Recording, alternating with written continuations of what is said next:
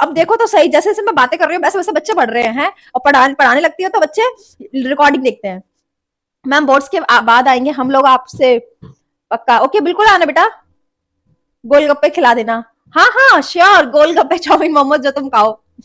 आ जाओ बेटा, हम पढ़ने वाले हैं इकोसिस्टम। इको सिस्टम नया चैप्टर। थोड़ा सा इंट्रोडक्शन ले लेते हैं, थोड़ा सा पढ़ लेते हैं, वैसे ही मैं उल्टी दिख रही हूँ बट थोड़ा सा जान लेते हैं कि इकोसिस्टम क्या है। It's again interaction. इकोलॉजी क्या थी? इकोलॉजी थी स्टडी ऑफ इंटरेक्शन। क्या थी? इकोलॉजी। इकोलॉजी क्या थी? स्टडी। फर्स्ट वर्ड क्या है? स्टडी, पढ़ाई ऑफ इंटरेक्शन, ये स्टडी थी। इकोलॉजी क्या थी? इकोलॉजी। इको मतलब इकोसिस्टम की स्टडी, इकोलॉजी। इकोलॉजी क्या थी हमारे पास? स्टडी। मैम अनियन गाली क्यों नहीं खाती? बस मेरा मन नहीं करता बच्चा, मैं क्या ही बताऊं, मैं नहीं खाती। लड्डू गोपाल है मेरे, कृष्णा मेरे, श्याम सुंदर मेरे पास है। मैम आप स्माइल कर दो, कैमरा पलट जाएगा। बट कितनी देर से तो मैं हंस रही हूँ, अगर ऐसा होता तो पलट गया होता।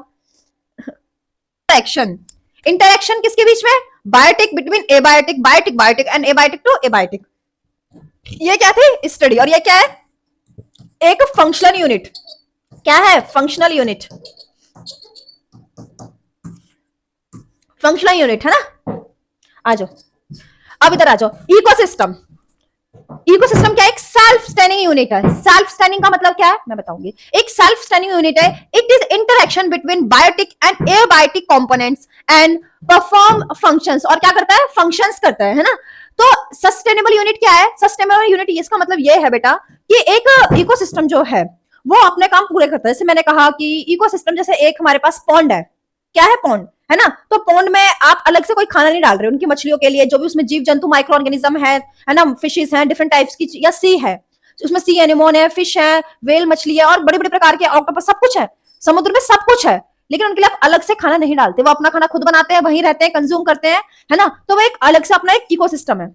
अब धरती पे आप पेड़ों से खाना खाते हो, बनाते हो, लेते हो, ये एक अलग इकोसिस्टम है ना। तो एक सस्टेनेबल यूनिट होती है इकोसिस्टम। क्या होता है? एक सस्टेनेबल यूनिट होती है। कोई बात नहीं मैम, आप मुझे अपने घर बर्तन धोने की नौकरी दे देना, इसी बहाने आपको देखता रहूंगा।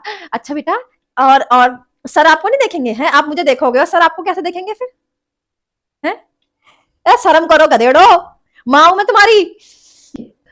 मैम आपके गधेड़ो वर्ड में मेरी मम्मी ने भी सीख लिया है। हमेशा हमेशा मेरी दीदी को यानी बोलती है। अरे हाँ गधेड़ो, मम्मी भी देख रही है लेक्चर। माता श्री को प्रणाम कहना है, वो तो मैं तुम लोगों से थोड़ा ऐसे कह देती हूँ। आ जाओ उधर। तो ये क्या है? सस्टेनेबल यूनिट है। Ecosystem can be visualized. ये एनसीईआरटी की लाइन है। क्या है? इकोसिस्टम कैन बी विजुअलाइज्ड, दिखता है as a functional unit of nature. Ecosystem क्या है? फंक्शनल यूनिट है किसकी? नेचर की। जैसे सेल क्या है? Functional unit of body. Cell क्या है? Functional unit of body. Same उसी प्रकार पूरा नेचर है, पूरी प्रकृति में इकोसिस्टम क्या है? Functional unit. उसमें फंक्शंस हो रहे हैं, परफॉर्म कर रहे हैं, चीजें हो रही हैं, है ना, सब कुछ हो रहा है। अभी हम आगे क्या करके पढ़ेंगे क्या एनसीईआरटी को लेके। आ जाओ, मैं एनसीईआरटी उठा रही हूँ सीधे direct. Ecosystem can be visualized as a functional unit of nature where living organisms interact among themselves, also with the surrounding and physical environment. ठीक है, तो इकोसिस्टम क्या है? नेचर की फंक्शनल यूनिट है ना। अब एक इकोसिस्टम जो है वो कैसे कैसे बनता है, क्या क्या चीजें होती हैं उसमें, आ जाओ फिर अगेन हम बात करते हैं अपने टॉपिक पे, है ना। तो Many ecologists regard the entire biosphere as a global ecosystem. उन्होंने पूरे entire biosphere को क्या कहा? Global ecosystem. तो पूरी पृथ्वी एक प्रकार से क्या है? एक इकोसिस्टम है ना। लेकिन इस इकोसिस्टम को पढ़ना समझना बड़ा ही मुश्किल है। इकोसिस्टम को पढ़ना समझना बड़ा ही मुश्किल है ना। तो इसके हमने टुकड़े कर दिए, टाइप्स ऑफ इकोसिस्टम, हमने इसको डिवाइड कर दिया। हमने बना दिया टेरेस्ट्रियल इकोसिस्टम, है ना। एक हमने बना दिया एक्वाटिक इकोसिस्टम। टेरेस्ट्रियल माने जमीन वाला, और एक्वाटिक मतलब, एक्वाटिक का मतलब क्या है? कैमरा खराब है मैम, कहाँ बेटा, उल्टा इसीलिए हो रहा है। और एक्वाटिक का मतलब क्या है? हमारे पास जो समुद्र है, जैसे समुद्र हो गए, सी वगैरह हो गए, है ना, रिवर्स वगैरह हो गए, पॉन्ड्स वगैरह हो गए, गड्ढे वगैरह, डिच वगैरह हो गए, ये सब हो गए, है ना। आ जाओ, तो हमारे पास टेरेस्ट्रियल में क्या आते हैं? फॉरेस्ट आते हैं, ग्रासलैंड आते हैं, डेजर्ट आते हैं, है ना। इधर पॉन्ड आते हैं, झीलें आती हैं, वेटलैंड आते हैं, रिवर आते हैं, इस्चुरीज आती हैं, एंड सी ओशियंस आते हैं। आ जाओ, अब मैन मेड इकोसिस्टम कौन से है हमारे पास? जो मनुष्य ने बनाए वो है क्रॉप फील्ड्स, खेती, फार्म्स। क्या है? फार्म्स, खेती। खेती बाड़ी। एक्वेरियम, एक्वेरियम अलग से हम जो ऐसे एक किसका ग्लास का होता है एक्वेरियम, जिसके अंदर हम अलग से मछलियां लाते हैं, तैराते हैं, मछलियां लाते हैं और मछलियों को तैराते हैं, और उन मछलियों के लिए यहाँ पे अलग से खाना डालते हैं, यहाँ मोटर चल रही होती है ना, यहाँ ऑक्सीजन के लिए पाइप होता है, पानी आ रहा होता है, ये यहाँ पे क्या होता है हमारे पास फिल्टर होता है जो उस पानी को फिल्टर करते रहता है, मछली होती है, और हम यहाँ से अलग से फूड डालते हैं, है ना। तो एक्वेरियम भी एक इकोसिस्टम है, लेकिन इनकम्प्लीट, नॉट कंप्लीट, है ना। Aquarium also ecosystem but it is incomplete, क्योंकि यहाँ पे खाना नहीं बन रहा है, यहाँ पे नेचुरल पेड़ पौधे नहीं है ना, डिजोल्व ऑक्सीजन है, बाहर से ऑक्सीजन डल रही है और बाहर से ही खाना डल रहा है। क्लियर है ना। तो ये मैनमेड इकोसिस्टम है। क्रॉप फील्ड्स, खेती के बड़े बड़े खेत, खेती होती है, उसमें अर्थवॉर्म्स होते हैं, उसमें डिग्रेड करते हैं, पेड़ उगते हैं, मरते हैं, डिग्रेड होते हैं, वो पूरा एक इकोसिस्टम है। अर्थवॉर्म्स उसको खाते हैं, समझ रहे हो, ऐसा करके पूरा एक इकोसिस्टम चल रहा है खेतों में भी वो, लेकिन वो मैन मेड है, वो हम इंसानों ने बनाया है, वो समझ आ रही है खेती बाड़ी।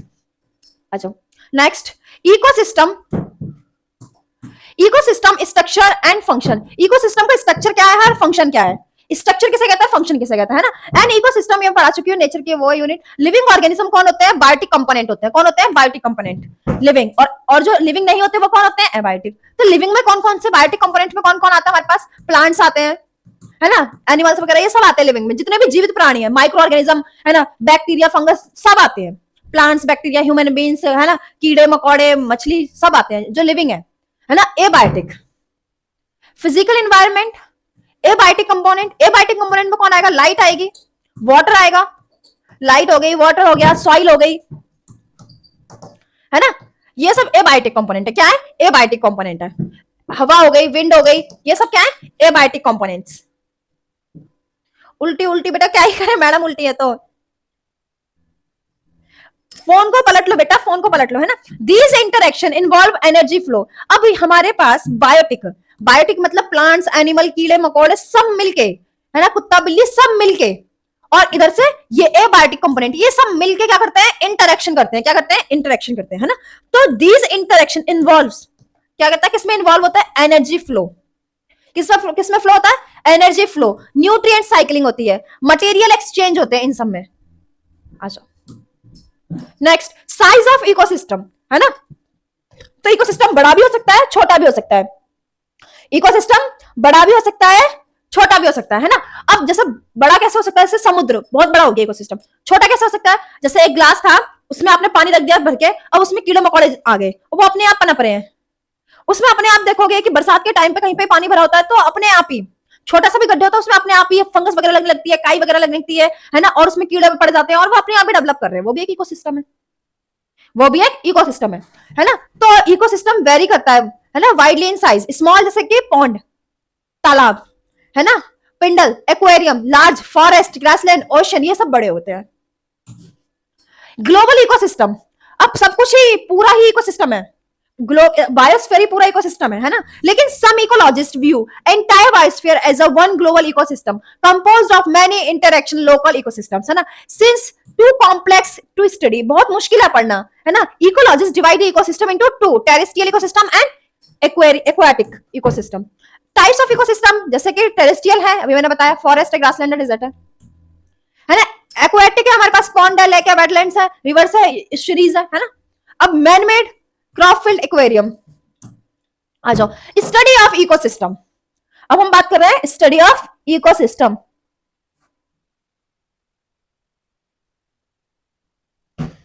स्टडी ऑफ इकोसिस्टम और स्ट्रक्चर ऑफ इकोसिस्टम। तो स्ट्रक्चर कौन बनाता है इकोसिस्टम का, स्ट्रक्चर कौन बनाता है, तो ये दे रखिए, स्ट्रक्चर कौन बनाता है इकोसिस्टम का, प्रोड्यूसर,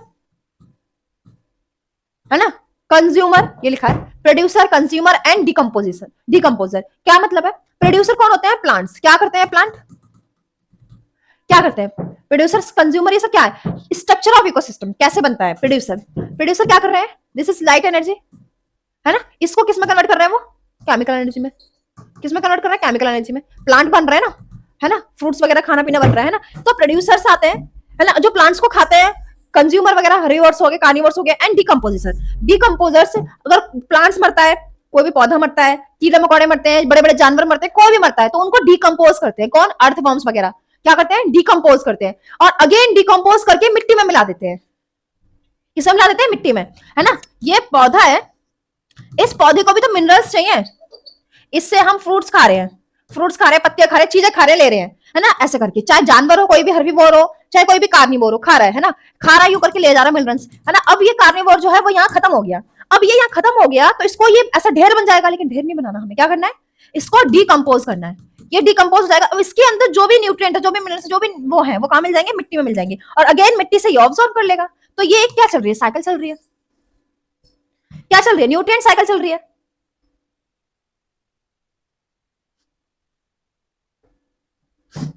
ना। तो हमारे पास जो स्ट्रक्चर कौन बनाता है, स्ट्रक्चर ऑफ इकोसिस्टम कौन है, प्रोड्यूसर, कंज्यूमर एंड डिकम्पोजर। आ जाओ, अब जो एबायोटिक, वो बायोटिक में था, ये किस में था, स्ट्रक्चर जो बना रहे हैं बायोटिक में थे, ये प्रोड्यूसर, कंज्यूमर एंड डिकम्पोजर, है ना, जो स्ट्रक्चर बनाते हैं इकोसिस्टम का। सेम हेयर, एबायोटिक में कौन है हमारे पास, लाइट है, टेम्परेचर है, सॉइल है, वाटर है एंड न्यूट्रिएंट है ना। ये भी स्ट्रक्चर बना रहे हैं, लेकिन एबायोटिक की तरफ से, एबायोटिक में जो स्ट्रक्चर बना रहे हैं किसका, इकोसिस्टम का, है ना। अब हम बात करते हैं फंक्शन, फंक्शन कौन परफॉर्म कर रहा है, कैसे फंक्शंस हो रहे हैं, है ना। तो फंक्शन हमारे पास दोनों बायोटिक एबायोटिक मिलके फंक्शन करते हैं, बायोटिक और एबायोटिक सब मिलके क्या कर रहे हैं, फंक्शन कर रहे हैं। आ जाओ, अब फंक्शन कैसे हो रहा है, प्रोडक्टिविटी, प्रोडक्टिविटी क्या होती है बताऊंगी, इनपुट ऑफ एनर्जी, है ना, वाया फोटोसिंथेसिस, कैसे बना रहे हैं, photosynthesis, energy flow, food chain या फूड वेब के थ्रू क्या होता है, एनर्जी फ्लो होता है, कैसे होता है, ऐसे होता है, जैसे पहले क्या है, घास, क्या है, ग्रास, ग्रास को किसने खाया, ग्रास हॉपर ने, किसने खाया, ग्रास हॉपर ने, ग्रास हॉपर ने खाया, ग्रास हॉपर को किसने खाया, फ्रॉग ने, फ्रॉग को किसने खाया, स्नेक ने, स्नेक को किसने खाया, बर्ड ने, है ना। तो ऐसे करके क्या हो रही है, एनर्जी फ्लो हो रही है, ये इसको खा रहे हैं, इसको एनर्जी इससे मिल रही है ना, ग्रास को खा रहा है तो इसको, ग्रास हॉपर को एनर्जी मिल रही है, ग्रास हॉपर को ये मेंढक खा रहा है, मेंढक को एनर्जी मिल रही है, मेंढक को ये स्नेक खा रहा है, स्नेक को एनर्जी मिल रही है, स्नेक ये बर्ड को खा रही है, बर्ड स्नेक को खा रहा है तो बर्ड को एनर्जी मिल रही है। तो ये क्या हो रहा है, एनर्जी का फ्लो हो रहा है, क्या हो रहा है, flow of energy, flow of energy, है ना, फ्लो ऑफ एनर्जी है। और यही हमारे पास होती है food chain, decomposition, break down of organic matter in recycling nutrient. अब यहाँ पे क्या हुआ कि ये सपोज घास भी टूट के गिर गई, खत्म हो गई, उग तो नहीं रही है, टूट के गिरी है ना, पत्ते पेड़ पौधे वगैरह, ग्रास हॉपर मर गया, फ्रॉग भी मर के गिर गया, स्नेक भी, बर्ड्स, ये सब मर गए। अब ये सब मर गए तो यहाँ ढेर लगा है, अब इनको क्या होगा, ये सड़ेंगे, है ना, गलेंगे, सड़ेंगे गलेंगे, लेकिन कैसे, किसके थ्रू, डिकम्पोजर्स के थ्रू, किसके थ्रू, डिकम्पोजर्स के थ्रू, अर्थवर्म्स वगैरह के थ्रू डिकम्पोज हो जाएंगे, ये इकट्ठे होकर मिट्टी में मिल जाएंगे, क्या हो जाएंगे, मिट्टी में मिल जाएंगे, बिल्कुल। और फिर अगेन किसी नए प्लांट को चाहिए तो वो न्यूट्रिएंट उसमें मिल जाएंगे, कार्बन नाइट्रोजन सब मिल जाएगा मिट्टी में, फॉस्फेट, कार्बन, नाइट्रोजन सब मिलके नीचे मिट्टी में मिल जाएगा डिकम्पोजर्स की हेल्प से। तो ये क्या हो जाएंगे, डिकम्पोज हो जाएंगे। फिर उसके बाद क्या होगा, इनसे न्यूट्रिएंट साइक्लिंग चलेगी। फिर क्या होता है, न्यूट्रिएंट साइक्लिंग चलती है, carbon cycle, nitrogen cycle, phosphorus cycle, सुना है, सेम, है ना। अब बायोजियोकेमिकल साइकिल, कार्बन, नाइट्रोजन, है ना, energy loss, heat loss at each trophic level, energy loss, okay, trophic level ही बताएंगे। तो ये हमारे पास फंक्शन है, क्या है, फंक्शंस ऑफ इकोसिस्टम। स्ट्रक्चर क्या है, फंक्शन क्या है, देख लो फिर से, स्ट्रक्चर ऑफ इकोसिस्टम, है ना, एंड फंक्शन ऑफ इकोसिस्टम। तो स्ट्रक्चर क्या है बेटा, स्ट्रक्चर में कौन थे, स्ट्रक्चर दो प्रकार के, biotic and abiotic, biotic and abiotic, है ना। तो अब हमारे पास जो बायोटिक है, इसमें कौन कौन आता है, इसमें आते हैं producers, consumer and decomposer.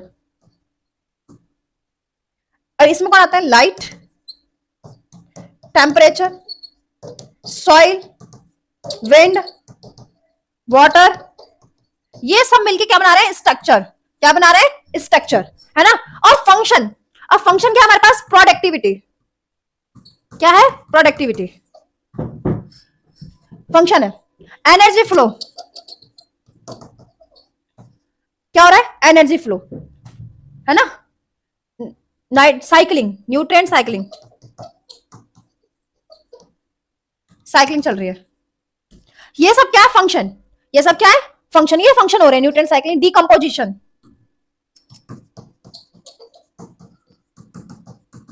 Decomposition, ये सब क्या हो रहा है, ये फंक्शन है ना। ये प्रोड्यूसर है जो क्या कर रहे हैं, खाना बना रहे हैं, ये कंज्यूमर है जो कंज्यूम कर रहे हैं, डिकम्पोजर है जो डिकम्पोज कर रहे हैं, है ना। लेकिन फंक्शंस क्या है, प्रोडक्टिविटी, खाना कैसे कहाँ कैसा बन रहा है, ठीक। एनर्जी फ्लो, कौन किसको खा रहा है, कैसे एनर्जी ऐसे फ्लो, ये फंक्शन हो रहे हैं, क्या हो रहे हैं, फंक्शन हो रहे हैं, है ना। ये फंक्शन करते हैं इकोसिस्टम में, ये इसके क्या बनाते हैं, ये स्ट्रक्चर बनाते हैं। ये बात क्लियर है, इतनी क्लियर है बेटा, आ जाओ। तो हमारे पास इकोसिस्टम क्या है, नेचर की फंक्शन यूनिट है, काम करती है कुछ, है ना। Where living organism interact among themselves and also with the surrounding and physical environment. Ecosystem varies greatly. Ecosystem जो है अलग अलग प्रकार के हैं, varies हैं greatly. कैसे कैसे, इकोसिस्टम एक छोटे से लेके बहुत बड़े तक होते हैं, एक एक्वेरियम से लेके ओशियन तक होते हैं, वो सब क्या होता है, इकोसिस्टम। स्मॉल पॉन्ड से लेके लार्ज फॉरेस्ट एंड सी तक इकोसिस्टम हो सकता है। मैनी इकोलॉजिस्ट रिगार्ड, इकोलॉजिस्ट कौन होते हैं, जो इकोसिस्टम की स्टडी करते हैं। Entire biosphere as a global ecosystem, जो पूरा एंटायर बायोस्फीयर है वो क्या है, as a global ecosystem. As composite all are local ecosystem on earth, since a system is too much big, कह रहा है कि जो सिस्टम है, जो इकोसिस्टम है वो बहुत बड़ा है ना, तो वो इजी नहीं है पढ़ने में, इसलिए हम इसको क्या करते हैं, टुकड़े कर देते हैं, हम उसको क्या कर देते हैं, डिवाइड। एंड कॉम्प्लेक्स, बड़ा भी है और काफी कॉम्प्लेक्स है, to study at a one time, एक टाइम पे, है ना। It is a convenient to divide into two basic category, फिर हमने उनको किसमें डिवाइड किया, दो बेसिक कैटेगरी, कौन कौन सी, एक टेरेस्ट्रियल इकोसिस्टम और एक एक्वेटिक इकोसिस्टम। टेरेस्ट्रियल मतलब कि जो मतलब लैंड पे जो इकोसिस्टम मिलता है वो, और एक्वेटिक मतलब जो पानी में मिल रहा है। फॉरेस्ट, टेरेस्ट्रियल क्या है, जैसे फॉरेस्ट एक इकोसिस्टम है, ग्रासलैंड, डेजर्ट, ये सब क्या टेरेस्ट्रियल इकोसिस्टम है ना। Example for terrestrial ecosystem, pond, lake, wetlands, rivers, estuaries, ये सब क्या हमारे पास example of aquatic ecosystem. And crop fields, ये सब क्या है, क्रॉप फील्ड्स, एक्वेरियम, ये मैन मेड इकोसिस्टम है, क्या है, also be consider as a man made ecosystem. You will first look at the structure of ecosystem, तो स्ट्रक्चर कौन बना रहा है इकोसिस्टम का, इन द ऑर्डर, ओके मैं बताती हूँ अभी, है ना। And appreciate the input and productivity, transfer energy, ये सब हम पढ़ेंगे कि फूड चेन क्या है, ट्रांसफर ऑफ एनर्जी कैसे है, क्या है ये सब।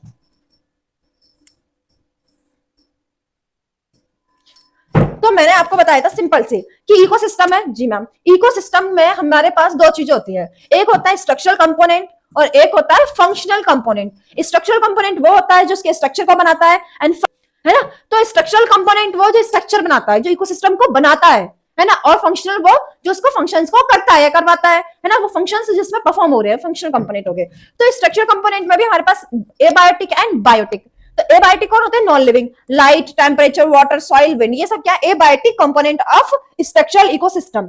दूसरा बायोटिक क्या है, प्रोड्यूसर्स, स्ट्रक्चर बना रहे हैं ना, इकोसिस्टम को बना रहे हैं, तो उसमें कौन होगा, प्रोड्यूसर्स होंगे, कंज्यूमर होंगे एंड डिकम्पोजर्स होंगे, क्योंकि यही बना रहे हैं इकोसिस्टम को मिलके। तो ये सारे क्या है, structural component.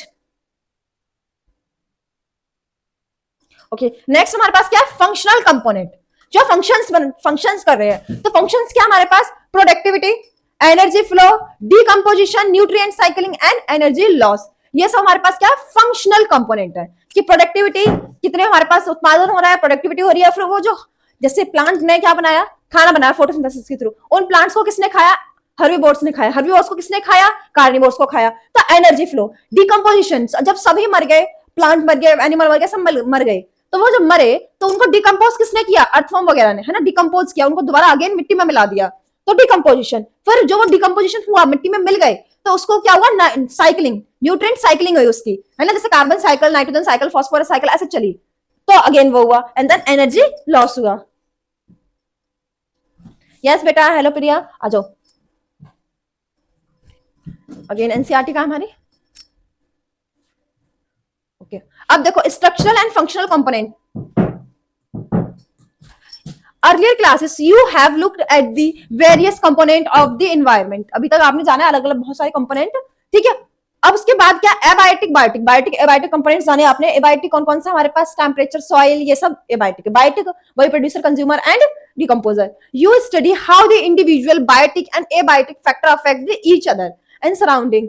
Late us look at these component in a more integrated manner and see how flow of energy takes place within these components in ecosystem. Okay, अब क्या कह रहा है, interaction of biotic and abiotic component result in a physical structure that be characterized by each type of ecosystem identification and the enumeration of plant animal species of an ecosystem gives the species composition.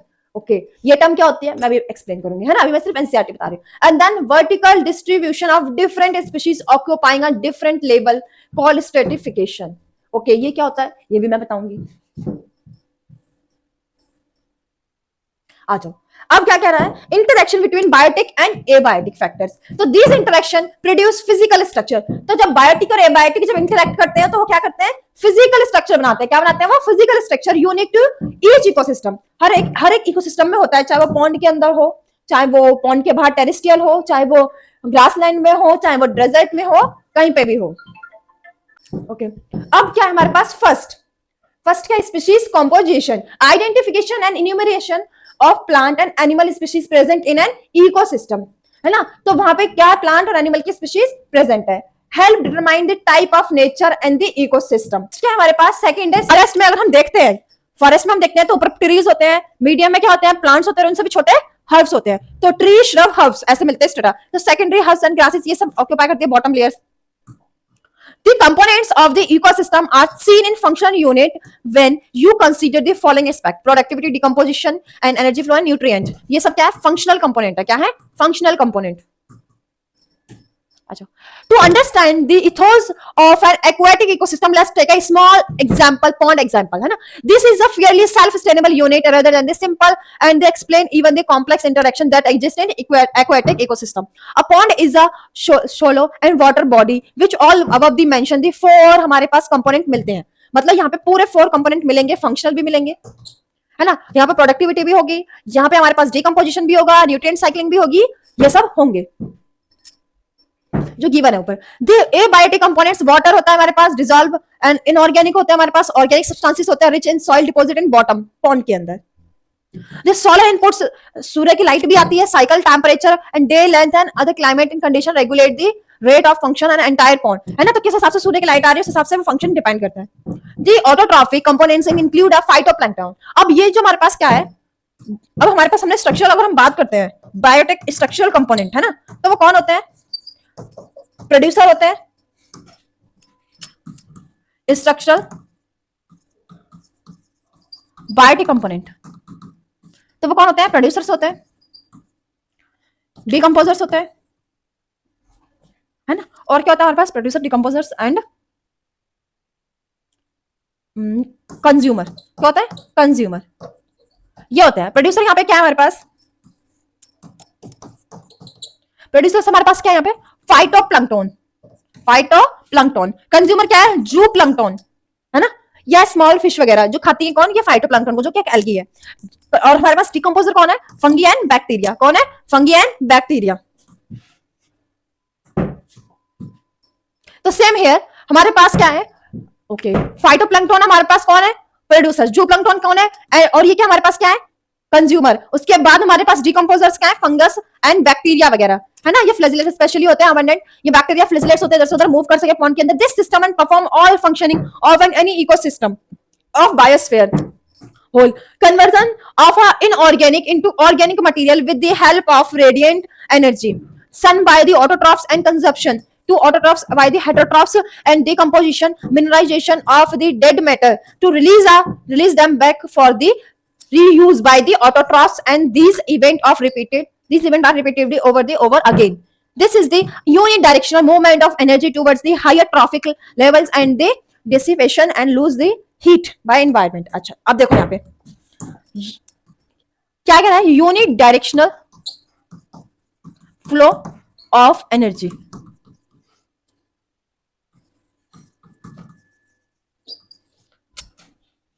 Unit directional flow of energy, तो क्या मतलब है इसका, मतलब ये है। अच्छा एक और चीज, ट्रॉफिक लेवल्स क्या होता है, ट्रॉफिक लेवल, ये ट्रॉफिक लेवल एक पोजीशन होती है, कैसी वाली, प्रोड्यूसर्स, कंज्यूमर, है ना, प्राइमरी कंज्यूमर, सेकेंडरी कंज्यूमर, है ना, एंड देन हमारे पास कार्निवोर, क्या है, कार्निवोर। अच्छा primary consumer, secondary consumer, carnivore, है ना, इस प्रकार से। तो ये ट्रॉफिक लेवल्स होते हैं, प्रोड्यूसर्स, कंज्यूमर। ट्रॉफिक लेवल ऐसे दिखे जाते हैं, जो प्रोड्यूस कर रहा है, जो कंज्यूम कर रहा है, एंड देन हमारे पास producers, herbivore and then consumer. तो इस प्रकार से ट्रॉफिक लेवल बने होते हैं। ये इसको हम बोलते हैं ट्रॉफिक लेवल, है ना, यूनिडायरेक्शनल फ्लो ऑफ एनर्जी। क्या मतलब है इसका? जैसे पहले प्रोड्यूसर ने प्रोड्यूस करी, प्लांट्स ने, प्लांट को किसने खाया? प्लांट को हमारे पास गाय ने खाया, है ना, गाय ने खाया, बकरी ने खाया, गॉट ने खाया। गॉट को किसने खाया? शेर ने खाया। किसने खाया? शेर ने खाया। शेर तो टॉप कार्निवोर है, टाइगर ने खाया, लायन ने खाया, है ना। तो इस प्रकार से ये क्या है? Unidirectional flow of energy.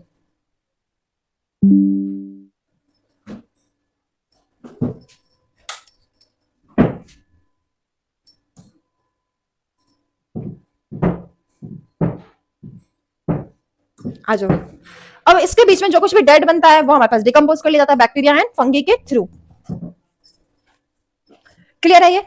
क्या होती है प्रोडक्टिविटी? व्हाट इज प्रोडक्टिविटी, है ना। तो productivity is refer to biomass और organic matter production per unit area over a given time. क्या है? एक गिवन टाइम में, मैं बताती हूँ, by a plant through photosynthesis, है ना। तो एक होता हमारे पास, है ना, एक होता हमारे पास प्रोडक्टिविटी, है ना, और एक होता है प्रोड्यूस अमाउंट, है ना। तो जैसे ये एक खेत है ना, यहां पे जो प्लांट्स हैं,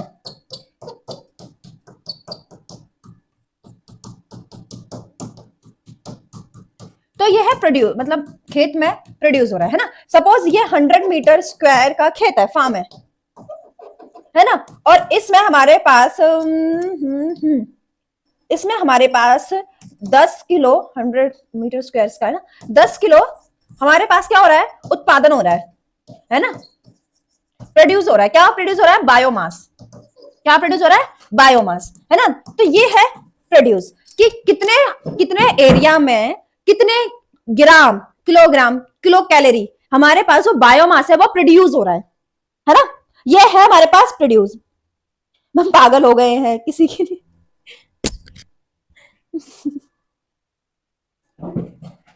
है ना। तो हमारे पास दो चीजें हैं कि प्रोड्यूस अमाउंट कितना है। सपोज कोई खेत है ना, तो इसमें हम देख रहे हैं कि 100 मीटर स्क्वायर का है, 1 मीटर स्क्वायर का है, 200 मीटर स्क्वायर का है, उसमें कितना हमारे पास बायोमास प्रोड्यूस हो रहा है ना।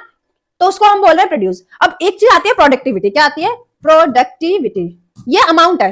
जैसे मैं लिखती हूँ, क्या लिखती हूँ मैं, कि वैसे 1000 कितना 10 को लिखा है ना मैंने, तो 10,000 ग्राम्स, है ना, पर मीटर स्क्वायर। 100 मीटर स्क्वायर है ना, तो 100 है, तो जो भी 100 मीटर स्क्वायर में इतना उत्पादन हुआ है, ये अमाउंट प्रोड्यूस हुआ है हमारे पास। क्या प्रोड्यूस हुआ है? अमाउंट, है ना, अमाउंट प्रोड्यूस हुआ है। अब प्रोडक्टिविटी क्या होती है?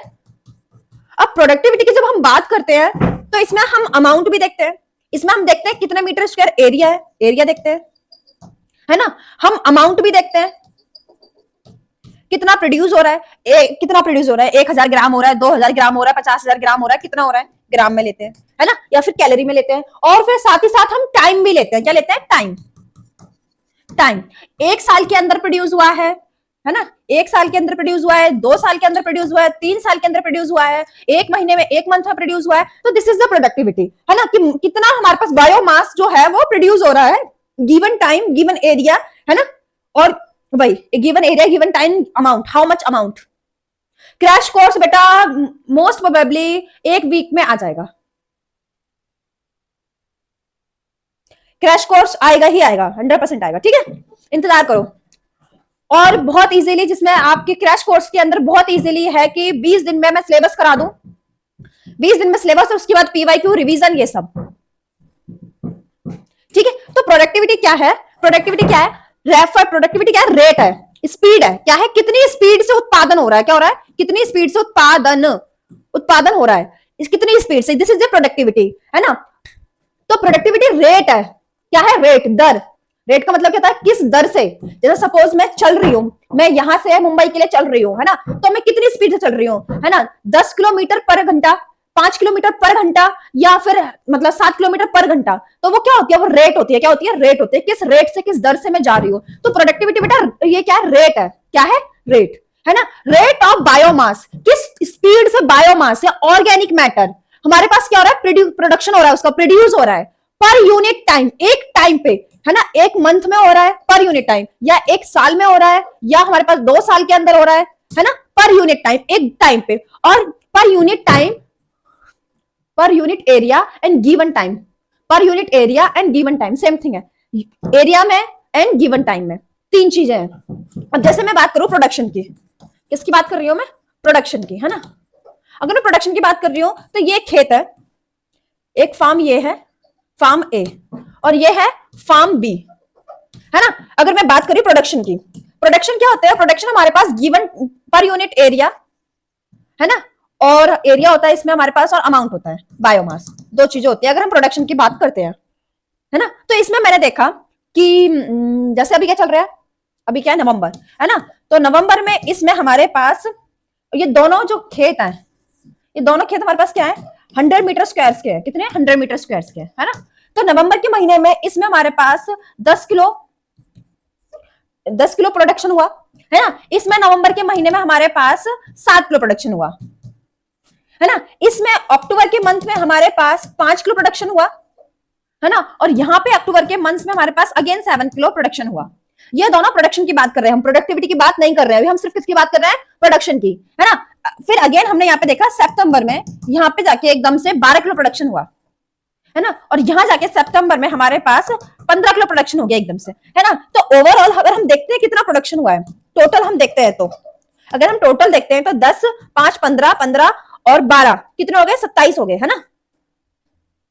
नहीं नहीं, 15, 15 और ये 25, हाँ ठीक है, 27 हो गए। कितने हो गए? 27। तो 27 किलो हमारे पास प्रोडक्शन हुआ पर 100 मीटर स्क्वायर। कितने में? 100 मीटर में। अगर हम इसको 100 से डिवाइड करेंगे तो पर मीटर स्क्वायर आ जाएगा, है ना। कितना आ जाएगा? 2.7 मीटर स्क्वायर पर मीटर स्क्वायर, है ना। इसमें हमारा प्रोडक्शन हुआ ये। अगर हम यहां देखते हैं तो 7 और 7 14, और 14 और 15 यहां 29 किलोग्राम हुआ। कितना हुआ? 29 किलोग्राम। और कब हुआ? 100 मीटर स्क्वायर के अंदर हुआ। समझ रहे मेरी बात, है ना। तो ये क्या है? प्रोडक्शन है। अगर आप देखोगे प्रोडक्शन, तो यहाँ पे किसी महीने की ज्यादा है, यहाँ पे किसी महीने की कम है, यहाँ पे किसी महीने की कम है, यहाँ पे किसी महीने की ज्यादा है, यहाँ पे किसी महीने की है, और यहाँ पे एकदम से ज्यादा है ना। तो ये हमारे पास प्रोडक्शन था, ये सब क्या था? प्रोडक्शन। लेकिन हम प्रोडक्शन कंपेयर नहीं करते। हम जब कंपेयर करते हैं, जब हम कंपेयर करते हैं तो हम प्रोडक्टिविटी करते हैं। क्या करते हैं? प्रोडक्टिविटी देखते हैं। क्या देखते हैं? प्रोडक्टिविटी। तो ये क्या होती है? बायोमास। बायोमास देखते हैं हम, है ना, जो हम देख रहे हैं कितने किलोग्राम वगैरह हुआ है। दूसरा पर यूनिट एरिया, कितने एरिया में कितना हो रहा है, पर यूनिट एरिया, पर यूनिट एरिया, है ना। और तीसरा क्या होता है? गिवन टाइम, किस टाइम में, है ना, टाइम, कितने टाइम में कितना हो रहा है। अगर प्रोडक्टिविटी देखते हैं ओवरऑल, है ना, अगर हम देखते हैं कि इसके 3 महीने में कितना हुआ है और इसके 3 महीने में कितना हुआ, कंपेयर करके देखते हैं, तो प्रोडक्टिविटी थी कि 3 महीने में हम ओवरऑल देखेंगे किसकी ज्यादा है ना। तो कैसे देखते हैं हम? तो हम ऐसे देखते हैं, इसकी कितनी थी? 2.7 मीटर स्क्वायर पर मंथ, है ना, पर 3 मंथ में हो रही है ये, 3 मंथ्स के अंदर, है ना, 3 मंथ्स के अंदर हुई है ये। उसकी देखते हैं तो क्या जाता है हमारे पास अगेन, वो कितना? 29 मीटर स्क्वायर इन 3 मंथ्स। कितने में? 3 मंथ्स के अंदर हुई है ये, है ना। तो ये सब क्या है हमारे पास? जब इसमें हमारे पास ये आ गया अमाउंट, ये आ गया बायोमास, ये हमारे पास क्या आ गया? ये एरिया आ गया, कितना अमाउंट कितने एरिया में हो रहा है, और ये क्या आ गया? टाइम आ गया। तो ये होती है प्रोडक्टिविटी। क्या होती है? प्रोडक्टिविटी। क्लियर है? लेक्चर 3 बेटा आएगा जब ये खत्म हो जाएगा, और ये बहुत सुन कल खत्म हो जाएगा ही हो जाएगा, बिल्कुल 100%। और उसका लेक्चर मैं रिकॉर्डेड डाल दूंगी, इस वीक में डाल दूंगी, आप परेशान नहीं होना बिल्कुल भी, मैं डाल दूंगी, ठीक है। तो प्रोडक्टिविटी क्लियर है? हाँ, तो प्रोडक्टिविटी किसी एरिया की किसी सीजन के अकॉर्डिंग कम हो सकती है, कभी ज्यादा हो सकती है। वो हम एक तो एरिया पे डिपेंड कर रही है, क्लाइमेट पे भी डिपेंड करती है ना, और क्या उगा रहे हैं वो भी डिपेंड करती है। अगर आप घास उगा रहे हैं तो कम होगी, अगर आप बड़े बड़े पेड़ वगैरह है तो ज्यादा हो सकती है। प्रोडक्टिविटी डिपेंड करती है ना बेटा। तो एक बार फिर बता देती हूँ मैं, प्रोडक्टिविटी क्या है? रेट ऑफ, क्या है? रेट है, कितनी स्पीड से, कितनी तेजी से हो रही है, रेट, दर है। रेट ऑफ बायोमास, कितनी तेजी से बायोमास जो है वो प्रोड्यूस हो रहा है, या organic matter production per unit area over a given time by the plant through the photosynthesis. Photosynthesis करके ही तो वो प्रोड्यूस कर रहा है, फोटोसिंथेसिस कर रहा है। जैसे ये पतला सा पौधा है ना, ये पतला सा पौधा है, ये फोटोसिंथेसिस करके ही तो एक बड़ा प्लांट बनेगा, है ना। तो इसमें और इसमें डिफरेंस है कि नहीं है? इसमें और इसमें डिफरेंस है कि नहीं है? डिफरेंस है ना। तो ये इसका क्या हुआ? बायोमास इंक्रीज हुआ ना, वो भी फोटोसिंथेसिस करके, है ना। तो अब देखो यहाँ पे ये जो एक्सप्रेस किया गया है ग्राम पर मीटर स्क्वायर, ये क्या है हमारे पास? ये कैलोरी, किलो कैलोरी पर मीटर स्क्वायर, ये दोनों क्या है? ये प्रोडक्शन की अमाउंट, प्रोडक्शन की यूनिट है। किसकी है? प्रोडक्शन की, ओनली प्रोडक्शन, है ना, ये प्रोडक्शन है, सिंपल। जब हम रेट देखते हैं रेट क्या होती है हमारे पास? प्रोडक्टिविटी। क्या होती है? प्रोडक्टिविटी। जब हम प्रोडक्टिविटी देखते हैं, रेट देखते हैं, तो हमारे पास gram metre square per year या kilocalorie metre square per year ऐसा देखते हैं। Clear? It is use to compare different ecosystem. अब हम इसका यूज क्यों करते हैं? कंपेयर करने के लिए डिफरेंट इकोसिस्टम की। ट्रॉपिकल रेन फॉरेस्ट की क्या है, टेम्परेट रीजन की क्या है, अमेजन फॉरेस्ट की क्या है, समझ रहे हो? तो हम जो इको अलग अलग इकोसिस्टम को कंपेयर करने के लिए हम प्रोडक्टिविटी निकालते हैं। डेजर्ट की क्या है, ग्रासलैंड की क्या है, रेन फॉरेस्ट की क्या है। नेक्स्ट, अब नेक्स्ट टॉपिक क्या है हमारे पास? प्रोडक्टिविटी हो गया। टाइप ऑफ प्रोडक्टिविटी क्या है? Type of productivity. Type of productivity. तो टाइप ऑफ प्रोडक्टिविटी की जब हम बात करते हैं तो ये दो प्रकार के होते हैं। कौन कौन से? एक होता है हमारे पास ग्रॉस प्रोडक्टिविटी, है ना, ग्रॉस जीपीपीपी, ठीक है, और एक होती है हमारे पास एनपीपीपी। क्लियर? दो प्रकार की होती है। अब ये दो क्या क्या होते हैं मैं बताती हूँ, आ जाओ, है ना। तो type of productivity, gross primary productivity. क्या है? प्राइमरी। क्या है? प्राइमरी। स्टार्टिंग में, इनिशियली जब ये हल्की सी घास से उगी थी, उसके बाद ये थोड़ा सा थिक हुआ था यूं करके और इस ऐसे करके, फिर उसके बाद ये हमारे पास कन्वर्ट हुआ इनटू ट्री, और इसने आम, अनार जैसे, केले जैसे फ्रूट्स देना स्टार्ट कर दिया, है ना। तो आप ये देखो कि प्राइमरी प्रोडक्टिविटी का सिंपल मतलब है कि प्लांट खाना बना रहे हैं, बायोमास इंक्रीज कर रहे हैं फोटोसिंथेसिस के थ्रू, तो वो प्राइमरी है। इनिशियली फेज में प्लांट ही खाना बनाते हैं और उसी खाने को हम सब दुनिया यूज करती है ना। तो पहले ये थोड़ा सा छोटा सा प्लांट होता है, जैसे आपने देखा, नॉर्मली बात है ये, तो फिर ग्रो करता है, फिर और ग्रो करता है ना। अब प्राइमरी प्रोडक्टिविटी की बात का मतलब, प्राइमरी का मतलब ये है कि इनिशियली प्लांट बनाते हैं, इनिशियली प्लांट प्रोडक्शन करते हैं, है ना। अब इसमें भी जब हम बात करते हैं जीपीपी, क्या है? ग्रॉस। क्या है? ग्रॉस। इसका क्या मतलब होता है? मतलब ये है कि सपोज अभी ये प्लांट जो है, ये हमारे पास इसकी क्या है, हमारे पास प्रोडक्टिविटी, इसका जो बायोमास है वो 10 है। कितना है? 10 है बायोमास। अब ये थोड़ा सा बड़ा हुआ, थोड़ा सा बड़ा हुआ, जब ये थोड़ा सा बड़ा हुआ तो इसका बायोमास बढ़ के हमारे पास 25 हो गया। क्या हो गया? 25। अब ये और बड़ा हुआ, इसका बायोमास बढ़ के हमारे पास ये हो गया 100 हो गया। कितना हो गया? 100 हो गया, है ना। तो अब बात क्या है हमारे पास, जब हम बात करते हैं ग्रॉस प्रोडक्टिविटी की, ग्रॉस प्राइमरी प्रोडक्टिविटी, है ना, तो क्या होता है हमारे पास, जैसे ये प्लांट है, छोटा सा था, इसने बायोमास बनाया, फोटोसिंथेसिस की, लगातार बायोमास बनाया, ऐसे करके, तो ये 10 से 25 पे गया, है ना। लेकिन ये जो 25 में बायोमास दिख रहा है ना बेटा, ये जीपीपी नहीं है, ये एनपीपी है, नेट प्राइमरी प्रोडक्टिविटी है। क्योंकि कोई भी प्लांट हो, कुछ भी हो, है ना, वो जब बढ़ रहा है, इंक्रीज हो रहा है, तो जितना वो अमाउंट बना रहा है बायोमास का, उसमें कुछ ना कुछ हमारे पास लॉस होता है, ऑलवेज लॉस होता है, हमेशा लॉस होता है ना। जैसे हम खाना खाते हैं कि हमारा सारा खाना हमारी बॉडी को लग जाता है? नहीं, उसमें से कुछ ना कुछ एनर्जी लॉस होता है। हम काम करते हैं, उसका लॉस होता है, एनर्जी लॉस होती है ना। ऐसा तो नहीं है स्टोर होती रहती नहीं, हमने काम करते हैं, एनर्जी लॉस होती है, हम काम करते हैं, एनर्जी लॉस होती है। सेम उसी प्रकार ये प्लांट खाना बना रहे हैं, बायोमास इंक्रीज करे, लेकिन इनके अंदर क्या हो रहा है? लॉस हो रहा है, और इस लॉस को हम क्या बोलते हैं? Respiration loss. क्या बोलते हैं? आर। इस लॉस को हम क्या बोलते हैं? Are, respiration loss. सपोज ये 10 बायोमास था इसका पहले, और 25 हो गया, है ना, लेकिन इसने कुछ लॉस भी किया।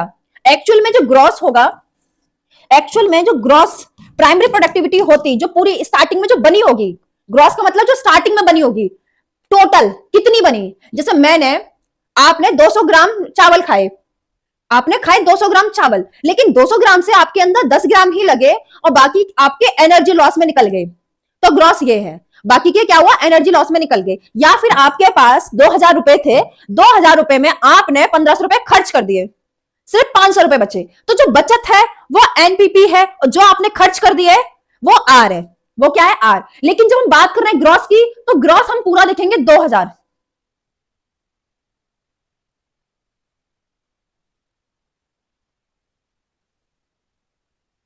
मैं बताऊंगी बेटा, मैं बता रही हूँ, ठीक है, मैं बता रही हूँ क्या मतलब है। ओके, तो जीपीपी क्या होता है कि हमारे पास एनपीपी प्लस आर, मतलब ये टोटल होता है। जीपीपी क्या होता है? Total, total amount of biomass, है ना, जो हमारे पास जो प्रोड्यूस हुआ है, टोटल अमाउंट ऑफ बायोमास कितना प्रोड्यूस हुआ है, टोटल अमाउंट, है ना। लेकिन अगली जो प्लांट में जो लग रहा है वो एनपीपी है। क्यों? क्योंकि कुछ लॉस हो जा रहा है। सपोज तुम्हारे पास टोटल तुम्हारे पास टोटल 100 रुपए हैं, क्लियर, जिसमें से तुमने क्या कर दिए, खर्च कर दिए, है ना, एक्सपेंस कर दिया तुमने, जो भी है कितने खर्च कर दिए तुमने, इसमें से तुमने 70 रुपए खर्च कर दिए, है ना, और तुम्हारे पास बचे कितने, जो तुम्हारे पास है लेफ्ट मनी है 30 रुपए बचे।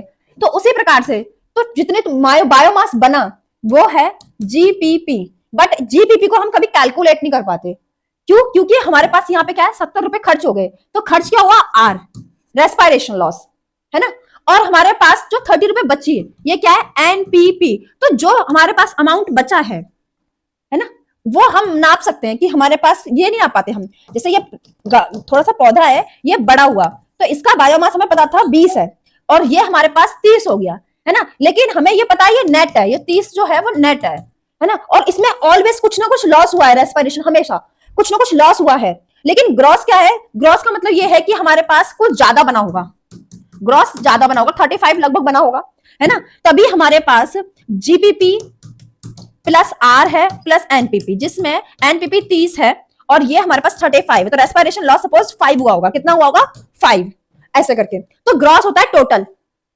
ग्रॉस क्या होता है, टोटल, आ जाओ, total amount of organic matter, कि प्लांट जो है उसने इनिशियली कितना बनाया, टोटल, ग्रॉस का मतलब क्या है कि प्लांट ने कितना खाना बनाया इनिशियली, लेकिन उसने लगातार कुछ ना कुछ एनर्जी करके लॉस कर दिया, रेस्पिरेशन लॉस हो गया,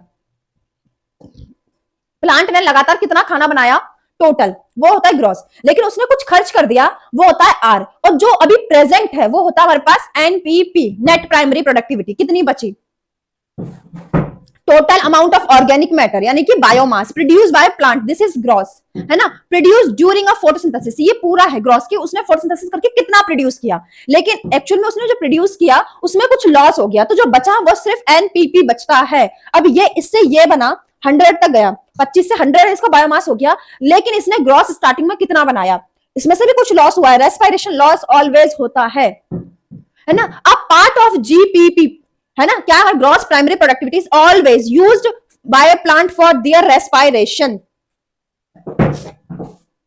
आ जाओ, जीपीपी टोटल, टोटल प्लांट ने कितना बनाया, total amount of biomass plant produce, plant ने प्रोड्यूस किया, प्रोड्यूस, ठीक है, प्लांट ने प्रोड्यूस किया। अब बात यह है कि प्लांट ने प्रोड्यूस किया, लेकिन जब प्लांट ग्रो करता है ना, जब प्लांट ग्रो करता है तो उसमें ऑलवेज रेस्पिरेशन लॉस होता है, क्या होता है, रेस्पिरेशन लॉस, जिसको हम बोलते हैं आर, है ना, तो हम ना टोटल कितना उसने फोटोसिंथेसिस करके बनाया, ये होता है जीपीपी, कि उसने फोटोसिंथेसिस की और कितना उसने बायोमास बनाया, लेकिन उस जीपीपी में से, इस जीपीपी में से कुछ लॉस हो गया, हमारे पास कुछ लॉस हो गया, वो लॉस हमें नहीं पता, लेकिन हम बता रहे हैं, हमने एक इक्वेशन बनाई है, कुछ लॉस हो गया, रेस्पिरेशन लॉस, है ना। अब ये जो बचा, अब ये जो प्लांट का जो बायोमास है फिलहाल में, सपोज कि ये हमारे पास 100 है ना, ये बायोमास 100 है अभी फिलहाल में, तो ये हमारे पास जो बचा ये है नेट प्राइमरी प्रोडक्टिविटी, कि कितनी नेट बची है ना। अब ये प्राइमरी, अगर नेट प्राइमरी प्रोडक्टिविटी अगर 100 है तो कुछ लॉस हुआ होगा, तो जो जीपीपी होगी ये हमेशा ज्यादा हुआ होगा, अमाउंट इसका ज्यादा होगा, सपोज 120 हो, जिसमें से 20 हमारे पास लॉस हो गया हो, और नेट क्या बचा, 100 बचा, नेट क्या बचा, 100। तो एक इक्वेशन जो ड्राइव की गई है वो क्या है, जीपीपी, यानी कि gross primary productivity equal to respiration loss plus में NPP, net primary productivity, clear है। आ जाओ, अब नेट प्राइमरी प्रोडक्टिविटी क्या है हमारे पास, आ जाओ, amount of biomass available for consumption, वो अमाउंट ऑफ बायोमास जो अवेलेबल है, ये छोटा स्मॉल प्लांट है, ग्रास टाइप, ये प्लांट है, ये लीफ है, ऐसा था, इससे ये बड़ा हो गया, है ना, ये लीव्स बन गई, ये लीव्स बन गई, ये लीव्स है, ये लीव्स है, ये है ना, अब इससे ये बड़ा हो गया, जब ये बड़ा हुआ तो ये टोटल इसने जो हमारे पास जो बनाया जीपीपी, है ना, और हमेशा इसमें से इससे बड़ा होने पर कुछ हमारे पास लॉस हुआ, रेस्पिरेशन लॉस, है ना, तो जो बचा, सपोज ये 30 बचा, तो ये 30 क्या है, एनपीपी, ये अवेलेबल है हमारे कंजप्शन के लिए कि हम इसको अभी खा सकते हैं। और जो जीपीपी है वो अवेलेबल नहीं होती है, कि पूरा नहीं है, क्योंकि वो टोटल है जितना भी है बायोमास बना, लेकिन उसमें से लॉस हो गया। तो अवेलेबल तो सिर्फ एनपीपी है हमारे कंजप्शन के लिए, हमारे खाने के लिए, क्योंकि बाकी जो उसने रेस्पिरेशन लॉस किया वो अपने ग्रो होने में उसने लॉस कर दिया। टोटल अमाउंट नहीं पता हमें, जिसे हम जीपीपी कह रहे हैं।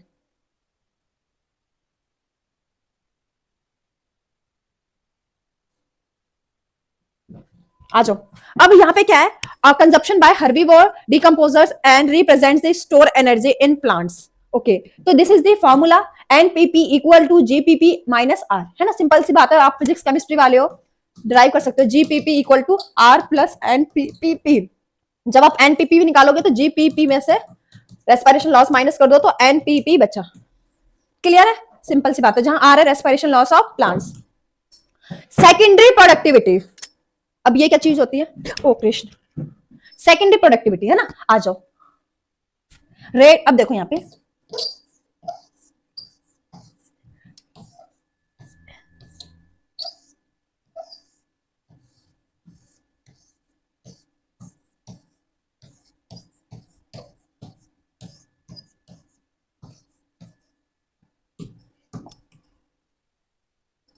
इसको 20 था, इसका 40 है बायोमास, है ना।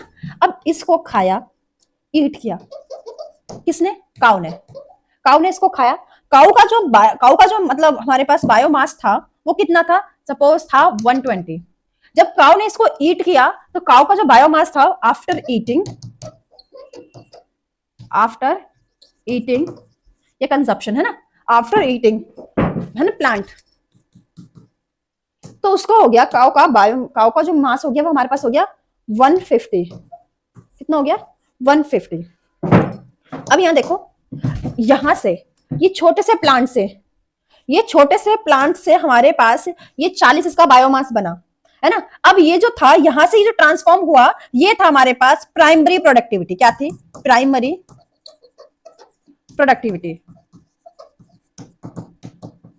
है ना। कोई भी पेड़ है वो सनलाइट ऑब्जॉर्व कर रहा है और वो क्या कर रहा है, हमारे पास अपना बायोमास इंक्रीज कर रहा है, तो दिस इज प्राइमरी प्रोडक्टिविटी। क्या है, प्राइमरी प्रोडक्टिविटी। अब इस प्राइमरी प्रोडक्टिविटी बन रही है, इसका मतलब प्लांट ग्रो कर रहा है, यही सब है ना, बायोमास इंक्रीज हो रहा है। अब उसको हम खा रहे हैं, चाहे फ्रूट्स की फॉर्म में, वेजिटेबल्स की फॉर्म में, चाहे साग की फॉर्म में, चाहे काव खा रही है, पेड़ों को खा रही है, घासों को खा रही है, कुछ भी है, वट है ना। ये प्राइमरी प्रोड्यूसर है, प्लांट ऑलवेज प्राइमरी प्रोड्यूसर, हम प्लांट्स को खाते हैं, है ना। तो सेम ईयर ये प्राइमरी प्रोडक्टिविटी है, प्लांट अपना ग्रो कर रहा है, बायोमास इंक्रीज कर रहा है। सेम ईयर जब हम प्राइमरी प्रोडक्टिविटी को खाते हैं, कंज्यूम करते हैं, है ना, क्या कर रहे हैं हम, कंज्यूम कर रहे हैं। अब ये प्राइमरी प्रोडक्टिविटी को ईट किया काऊ ने, काऊ का कितना था, 120 था उसका, है ना, इनिशियली वजन जो था वो 120 था। जब काऊ ने इस प्लांट को खाया तो उसके बाद उसका 150 हो गया। कितना हो गया, 150। तो इसमें डिफरेंस कितना आया, 30 का। ये जो डिफरेंस आया 30 का, this is called secondary productivity. ये क्या आया, सेकेंडरी प्रोडक्टिविटी।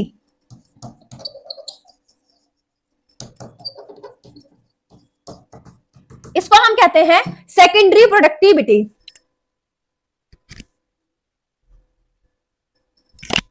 भाई क्या हो रहा है, तुम लोग लड़ क्यों रहे हो चैट्स में, ओ गधेड़ो इधर आ जाओ, पढ़ लो, आ जाओ। तो सेकेंडरी प्रोडक्टिविटी क्या होती है हमारे पास, रेट, ये भी रेट है क्योंकि प्रोडक्टिविटी है, rate of formation of new organic matter bye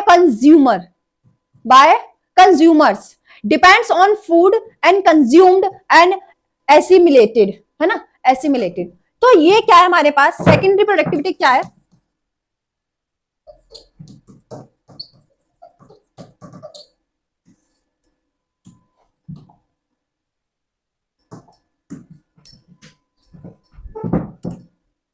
तो सेकेंडरी प्रोडक्टिविटी क्या है, रेट है ना, rate of formation of new organic matter. Clear, this is called secondary productivity, है ना। Formation of new organic matter bye किसके द्वारा, कंज्यूमर के द्वारा। और वो कंज्यूमर कोई भी हो सकता है, वो कंज्यूमर हमारे पास ह्यूमन भी हो सकता है, हर्बीवोर्स होते हैं ना, क्योंकि वो प्लांट को वही खा रहे हैं, है ना। काऊ हो सकती है, गॉट हो सकती है, ग्रास होपर हो सकता है, जो भी उसको खा रहा है और उसका जो अमाउंट बढ़ रहा है, न्यू ऑर्गेनिक मैटर बन रहा है। क्या बन रहा है? न्यू ऑर्गेनिक मैटर बन रहा है। जो भी प्लांट को खा रहा है और उसमें जो बदलाव हो कि न्यू ऑर्गेनिक मैटर बन रहा है, जिस रेट से बन रहा है, उसको हम बोल रहे हैं सेकेंडरी प्रोडक्टिविटी। क्या बोल रहे हैं? Secondary productivity. जैसे मैंने काउ के एग्जांपल से समझाया। तो क्या है हमारे पास सेकेंडरी प्रोडक्टिविटी, है ना, कि हमारे पास न्यू ऑर्गेनिक मैटर फॉर्म हो रहा है। जब इस प्लांट को गाय ने खाया और खाने से पहले इतना था, खाने के बाद उसमें इतना इंक्रीज हुआ, इतना न्यू ऑर्गेनिक मैटर बना, इसको हमने बोला सेकेंडरी प्रोडक्टिविटी। आ जाओ, नेक्स्ट है फैक्टर अफेक्टिंग प्राइमरी प्रोडक्टिविटी। कौन से फैक्टर्स है जो उसको अफेक्ट करते हैं, उस पर प्रभाव डालते हैं, उसको, है ना, किसको? प्राइमरी प्रोडक्टिविटी को, शॉर्ट में पीपीपी, प्राइमरी प्रोडक्टिविटी, है ना। तो primary productivity varies because of the plant species present in area. कौन सी स्पीशीज प्रेजेंट है ना? हमारे पास ग्रास है या हमारे पास ट्री है, क्या है? Availability of nutrients. क्या न्यूट्रिएंट्स कितनी मात्रा में? नाइट्रोजन, फास्फोरस, है ना, नाइट्रोजन, फास्फोरस, ये सब कितने मात्रा में प्रेजेंट है? कार्बन, ये सब कितने, उसके अमाउंट कितने प्रेजेंट है ना। Photosynthetic capacity of plant. Plant की कैपेसिटी क्या है फोटोसिंथेसिस की? एनवायरमेंटल फैक्टर सच एज क्या क्या? टेम्परेचर। अगर सन ही नहीं है, सन ही नहीं निकल रहा, सर्दियों में प्रोडक्टिविटी डिक्रीज हो जाती है। क्यों? क्योंकि सूर्य की उतनी लाइट उन्हें नहीं मिलती है। तो टेम्परेचर, अवेलेबिलिटी ऑफ वाटर, कहीं सूखा पड़ा हुआ है, पानी नहीं मिल रहा प्लांट को, तो कैसे करेंगे, है ना। सनलाइट, टेम्परेचर तुम्हारा ठंडा गर्म, सॉइल कंडीशन, सॉइल की क्या कंडीशन है, ये सब हमारे पास अफेक्ट करते हैं प्राइमरी प्रोडक्टिविटी को। Hence different ecosystem show are different level of productivity. मतलब क्या? इसका मतलब ये है प्रोडक्टिविटी ऑफ डेजर्ट डिफरेंट होगी, ग्रासलैंड डिफरेंट होगी, ट्रॉपिकल रीजन डिफरेंट होगी, ओशियन की डिफरेंट होगी। तो प्रोडक्टिविटी हर जगह की अलग अलग होगी। ग्रासलैंड्स, अच्छा ग्रासलैंड्स हो गए, और ग्रासलैंड की जगह फील्ड्स, खेत वगैरह, है ना। शुगर केन, किसकी प्रोडक्टिविटी किसके अकॉर्डिंग है? सबसे कम हमारे पास होती है, सबसे स्लो कम तो होती है डेजर्ट की। किसकी होती है? डेजर्ट की। तो ये उसके सारे फैक्टर्स हैं जो अफेक्ट करते हैं प्रोडक्टिविटी को, ठीक है। तो सबसे ज्यादा जो प्रोडक्टिविटी होती है,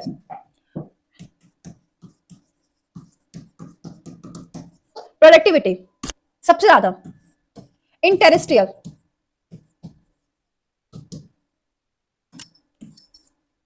ऑन लैंड।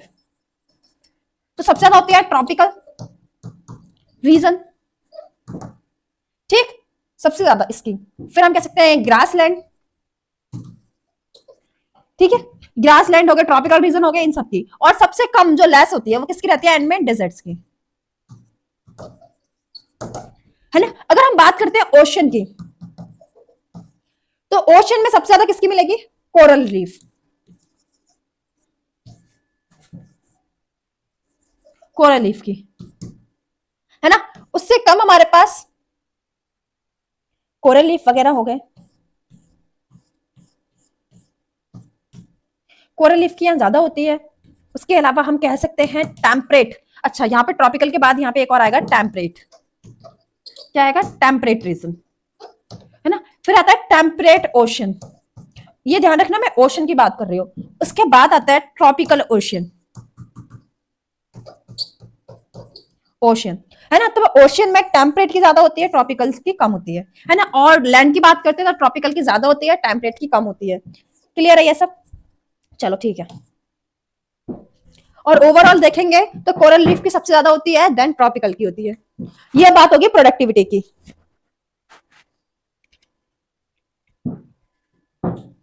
आ जाओ, अब है ग्लोबल प्रोडक्टिविटी।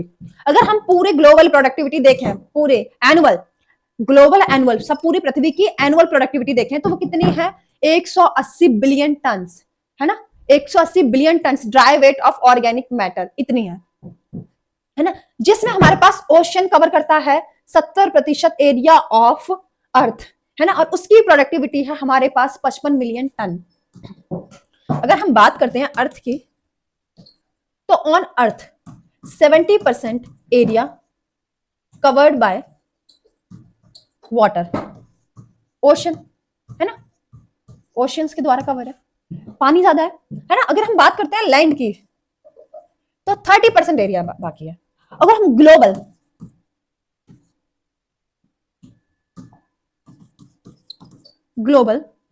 है ना प्रोडक्टिविटी की बात करते हैं तो वो कितनी है, 170 बिलियन टन है, 170 बिलियन टन है, जिसमें लैंड की और पानी की, वाटर की, पानी की जगह एक्वाटिक लिखते हैं, अच्छा लगता है ना। तो लैंड की कितनी है, 115 बिलियन टन, 115 बिलियन टन, है ना। और पानी की कितनी है, 55 बिलियन टन।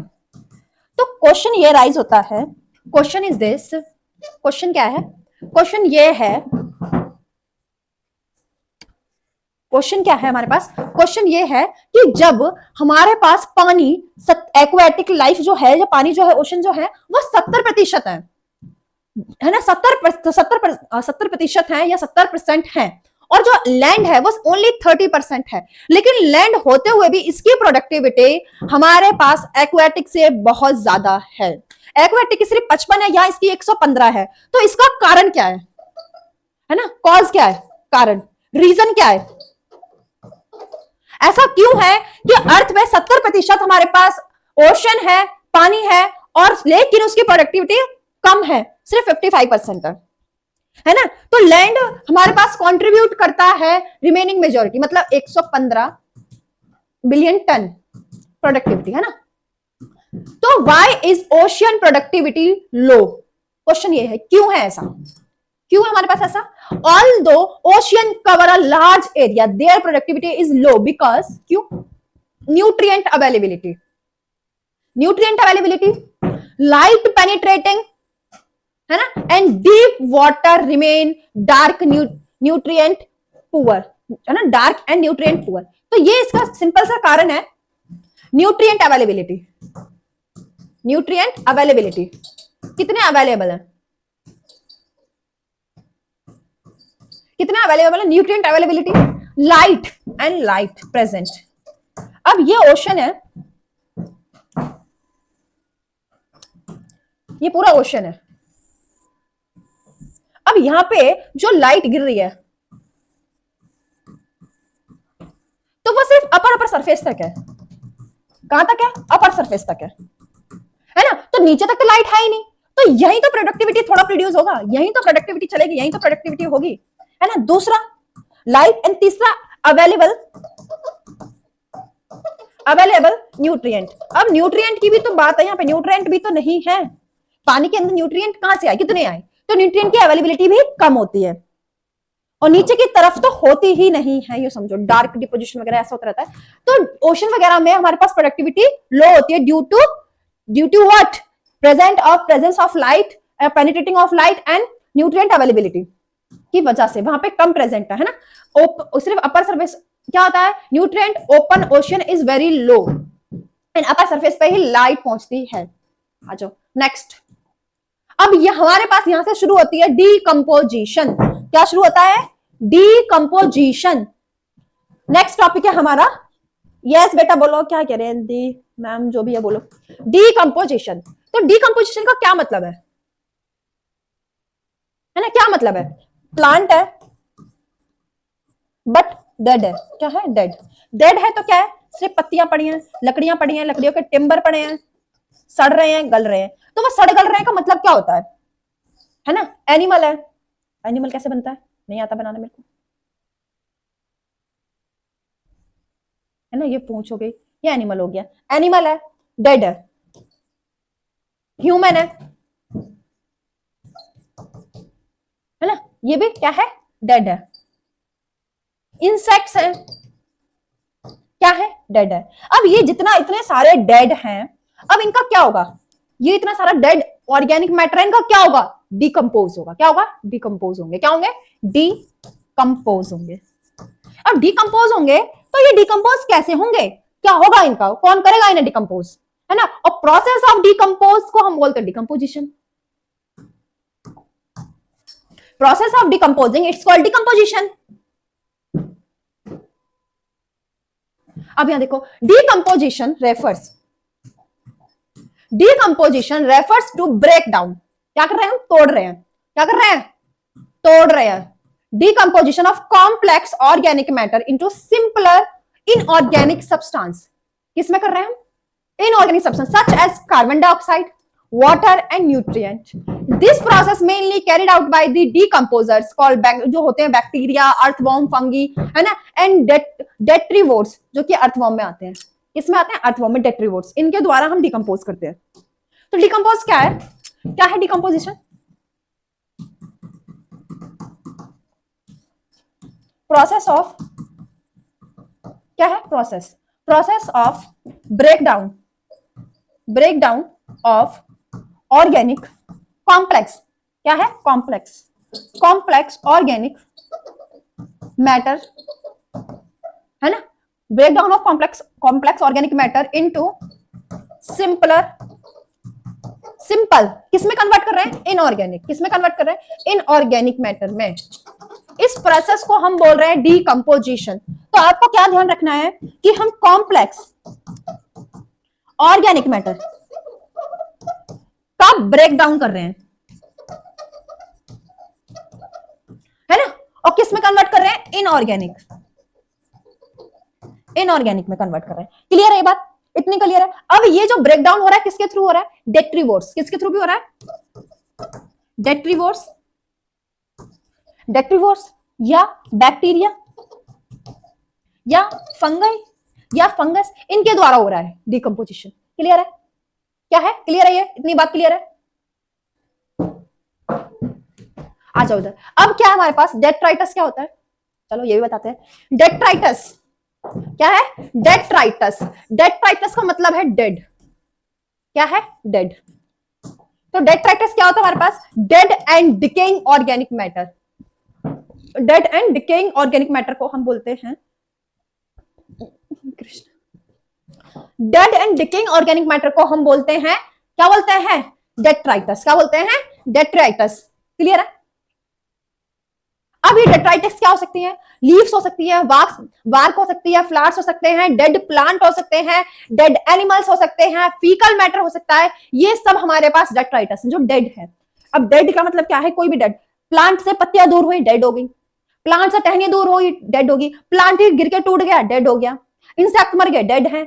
एनिमल मर गए, डेड है, डेट्राइटस है। तो ये सब डेट्राइटस है। ह्यूमन का एक्सक्रीटा डेट्राइटस है। क्यों? ऑर्गेनिक भी मैटर है ना, वो ऑर्गेनिक मैटर भी, डेड एंड ऑर्गेनिक मैटर भी, dead and decaying organic matter, ये सब क्या है? Detritus. Together them these form detritus, मिलके सब डेट्राइटस बनाते हैं, the raw material for decomposition. और ये जितना भी है, फ्लावर हो गए, मरे हुए, बार्क हो गए, है ना, लीव्स हो गए, प्लांट हो गए, एनिमल्स हो गए, ये सब डेट्राइटस है। और ये क्या है? रॉ मटेरियल भी है, रॉ मटेरियल फॉर डीकंपोजिशन। इन सबका जब मर चुके हैं तो इनका क्या होगा? डीकंपोजिशन होगा। तो ये रॉ मटेरियल है। क्या है रॉ मटेरियल? जैसे आपको क्या कहते हैं, जब आप बनाना शेक या मैंगो शेक पीते हो तो उसका रॉ मटेरियल क्या है? मैंगो, दूध वगैरह, है ना। सेम हियर, हम इसको प्रोसेस कर रहे हैं, डीकंपोजिशन कर रहे हैं, तो इसके लिए ये डेड क्या है? Raw material.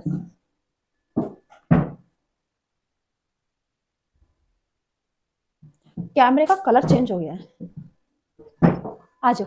क्लियर है? अब यहां देखो, मेजर स्टेप्स ऑफ डीकंपोजिशन। बेटा डीकंपोजिशन में बहुत सारे स्टेप्स होते हैं, मेजर स्टेप्स होते हैं, कई स्टेप्स।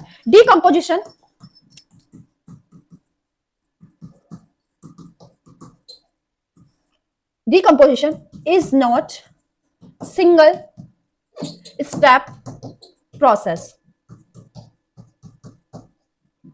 ठीक है? इट हैज मल्टीपल स्टेप्स,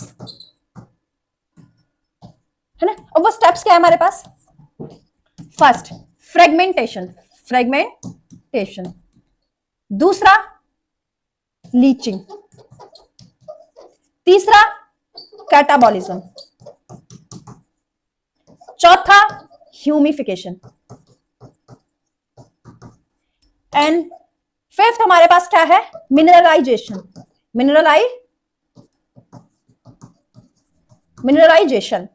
तो these 5 steps including in decomposition, ये 5 स्टेप्स हमारे पास किसमें इंक्लूड होते हैं? इन डिकम्पोजिशन। क्लियर है? क्लियर है? आ जाओ। अब ये क्या क्या होता है, आ जाओ बताती हूँ।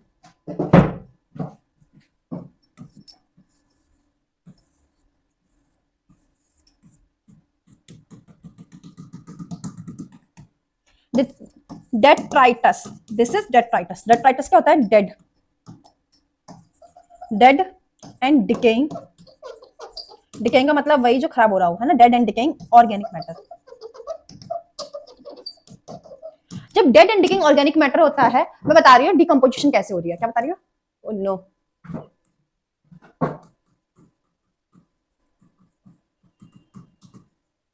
Decomposition, dead and decaying matter है ये। अब इसका क्या होगा? First step fragmentation. क्या होगा? फ्रेगमेंटेशन। टुकड़े टुकड़े होंगे। क्या होंगे? टुकड़े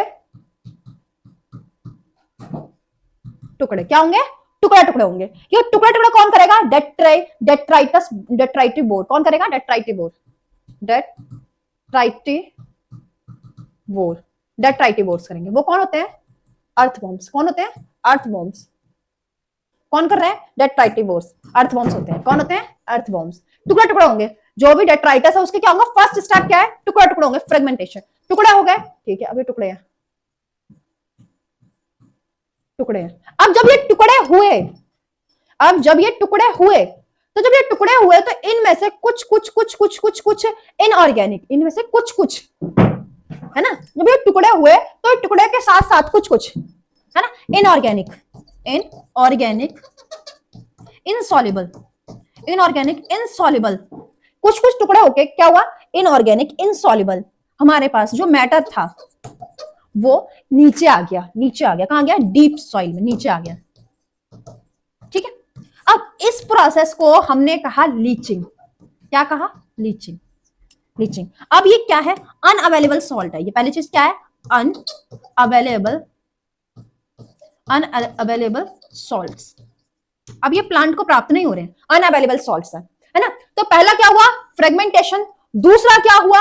लीचिंग, लीचिंग हुआ। अब इसके बाद फ्रेगमेंटेशन, लीचिंग। अब इसके बाद क्या हो रहा है हमारे पास? यहां से अब ये फ्रेगमेंटेशन होगी, लीचिंग हो। अब इस पे काम कर रहा है बैक्टीरिया। बैक्टीरिया है या फंगस है, कोई भी है, बैक्टीरिया, फंगी वगैरह, ये सब काम कर रहे हैं। जब ये काम कर रहे हैं तो ये कुछ बना रहे हैं हमारे पास, अगेन डार्क कलर का। क्या बना रहे हैं? डार्क कलर का। डार्क कलर तो दिखेगा भी नहीं यहाँ पे, चलो ये दिखा देती हूँ। ये कुछ बना रहे हैं डार्क कलर का, यहाँ पे डार्क कलर का। इसको हम बोल रहे हैं ह्यूमस। क्या बोल रहे हैं? ह्यूमस। अब ये ह्यूमस बन रही है, तो यहां से ह्यूमस बनने को प्रोसेस को हम बोल रहे हैं ह्यूमिफिकेशन। क्या बोल रहे हैं? ह्यूमिफिकेशन। अच्छा एक सेकेंड, इसके बाद ये होगा कैटाबॉलिज्म। यहाँ पे होगा कैटाबॉलिज्म, कैटाबॉलिज्म, कैटाबॉलिज्म। इस पे बैक्टीरिया, फंगस वगैरह काम करेंगे। उसके बाद हमारे पास होगा ह्यूमिफिकेशन, है ना। अब ये बैक्टीरिया वगैरह काम करेंगे, तो ये बैक्टीरिया वगैरह काम करेंगे, कैटाबॉलिज्म। अब इसके बाद यहाँ पे बनेगा dark, dark amorphous, dark amorphous, है ना, ये बनेगा। इसको हम बोलेंगे ह्यूमस। क्या बोलेंगे? ह्यूमस। और इसको हम बोलेंगे ह्यूमिफिकेशन, ह्यूमिफिकेशन। इसको हम बोलेंगे ह्यूमिफिकेशन, है ना। अब ह्यूमिफिकेशन के बाद यहां से slowly slowly slowly slowly slow slow minerals नीचे जाएंगे जमीन में। कहां जाएंगे? मिनरल्स, मिनरल्स नीचे जाएंगे जमीन में। जब वो मिनरल्स नीचे जमीन में जाएंगे तो उस प्रोसेस को हम बोलेंगे मिनरलाइजेशन, मिनरलाइजेशन। क्या हो रहा है? मिनरलाइजेशन हो रहा है। मिनरल्स नीचे जा रहे हैं, सारे मिनरल्स जो भी है, ठीक है। क्लियर है बेटा? ये इतना क्लियर है? तो क्या क्या स्टेप्स हो रहे हैं मैं फिर बता देती हूँ। स्टेप्स हो रहे हैं हमारे पास। फर्स्ट फ्रेगमेंटेशन, टुकड़े हुए, है ना। दूसरा फ्रेगमेंट होके नीचे, स्टेप दूसरा हो रहा है लीचिंग। क्या हो रहा है? लीचिंग। लीचिंग के बाद तीसरा क्या हो रहा है हमारे पास? Catabolism, catabolism. कैटाबॉलिज्म के बाद क्या हो रहा है? Humification, humification. एंड फिर हमारे पास क्या हो रहा है? मिनरलाइजेशन, मिनरलाइजेशन, मिनरलाइजेशन, है ना। तो दीज 5 स्टेप्स कैसे कैसे हो रहे हैं? First, second, third, fourth, fifth. Clear है? ये क्लियर है?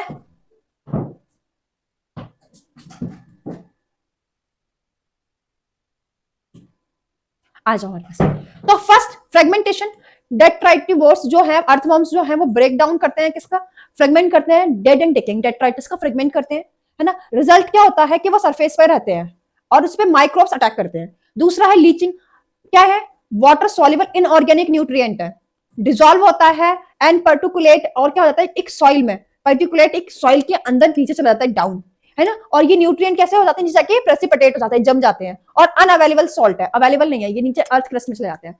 तीसरा स्टेप है कैटाबॉलिज्म। कैटाबॉलिज्म क्या है, जब फंगस बैक्टीरिया काम करते हैं उस पे, फ्रेगमेंट्स पे, है ना, तो बैक्टीरिया एंड फंगल एंजाइम्स वगैरह काम करते हैं और डिग्रेड करते हैं उसको, जो जो फ्रेगमेंट्स बचे थे, है ना, यहाँ से फ्रेगमेंट बने, और फ्रेगमेंट जो ऊपर बचे थे अर्थ सरफेस पे, है ना, उस पे कौन काम कर रहा है, फंगस एंड बैक्टीरिया, तो कन्वर्ट करते हैं इनको complex molecule simple inorganic substance में। उसके बाद ह्यूमिफिकेशन होता है, फॉर्मेशन ऑफ ह्यूमस, जो कि डार्क है, डार्क कलर है, अमोर्फस है and highly resist organic material है, और इसमें बहुत ज्यादा मिनरल्स होते हैं, और ये स्लो प्रोसेस के थ्रू नीचे अंदर जमीन में जाता है, जिसको बोलते हैं हम मिनरलाइजेशन। मिनरलाइजेशन क्या है, decomposition of humus through microbes, और रिलीज होते हैं इनऑर्गेनिक न्यूट्रिएंट्स की फॉर्म में, और ये फिर अगेन प्लांट को मिलते हैं। मैं एक बार दोबारा समझा देती हूँ, है ना। ये ऑर्गेनिक होता है, एक सेकेंड, ये डेड है, इसके फ्रेगमेंट हुए, अर्थवर्म ने फ्रेगमेंट किए, है ना, फ्रेगमेंट ये टुकड़े टुकड़े हुए, अब ये टुकड़े टुकड़े हुए तो इसमें से कुछ इनऑर्गेनिक सॉल्ट जमीन में नीचे चले गए, इनऑर्गेनिक सॉल्ट जो कि वाटर सॉल्युबल थे जमीन में चलेगा, और ये अनअवेलेबल सॉल्ट है, ये हमें दोबारा नहीं प्राप्त होंगे, नीचे जमीन में चले जाएंगे, मतलब प्लांट को प्राप्त नहीं होंगे, अनअवेलेबल सॉल्ट है, इसको हमने बोला लीचिंग, है ना। अब ये जो फ्रेगमेंट ऊपर थे, जो ऊपर बचे थे, इस पे काम किया किसने, फंगस ने एंड बैक्टीरिया ने। तो फंगस ने बैक्टीरिया ने जब काम किया तो फिर यहाँ पे अगेन हमारे पास कुछ ये थोड़ा डिग्रेड होके बचा, थोड़ा हमारे पास खाने पीने के बाद थोड़ा कम अमाउंट में बचा, है ना। अब इसको हमने बोला कैटाबॉलिज्म। ये कौन सा प्रोसेस था, कैटाबॉलिज्म। कैटाबॉलिज्म के बाद इस पे अगेन जब माइक्रोबियल एक्टिविटी हुई तो क्या हुआ, ह्यूमिफिकेशन हुआ, डार्क कलर का ह्यूमस बना, क्या बना, ह्यूमस, और वो ह्यूमस जो कि अमॉर्फस था, डार्क था, और उसमें मिनरल्स बहुत ज्यादा थे, भरे हुए थे, है ना। उसके बाद जब वो ह्यूमस बना ह्यूमिफिकेशन के थ्रू, है ना, फिर उसके अंदर क्या हुआ, मिनरलाइजेशन हुआ, मिनरल्स स्लोली मिनरल्स जमीन में गए, जिससे प्लांट द्वारा ऑब्जर्व कर सके, तो जमीन में मिनरल्स नीचे गए, तो उस प्रोसेस को हमने बोला मिनरलाइजेशन। क्लियर है, इतना तो क्लियर होगा। आ जाओ, यहां देखो, decomposition is the primary step of nutrient recycling, है ना, नेचर क्या है, ये एक प्राइमरी स्टेप है जो क्या कर रहा है कि जैसे प्लांट है, ये प्लांट जमीन से ही न्यूट्रिएंट लेता है, और जब सारी चीजें मर जाती हैं, डेड हो जाती है, डिकेइंग हो जाती हैं, तो डेड अगेन मिट्टी में मिल जाता है और सॉइल में न्यूट्रिएंट मिनरल्स पहुंचा देता है। क्लियर है, तो रिसाइकलिंग करता है नेचर में, because it release essential nutrient nitrogen, phosphorus, calcium, है ना, और magnesium, potassium back in soil to uptake for plant. Clear है ये, तो आज के लिए इतना बहुत है, अब ये कल चैप्टर खत्म हो जाएगा। मुझे पूरी उम्मीद है, आशा है आप लोगों को ये बहुत अच्छे से समझ आ गया होगा पार्ट, मैंने इसमें कुछ भी नहीं छोड़ा है तुम्हारे लिए। अच्छा, ह्यूमस बता देती हूँ मैं, ह्यूमस क्या है। ह्यूमस पे क्वेश्चन नीट में क्वेश्चन आए हैं।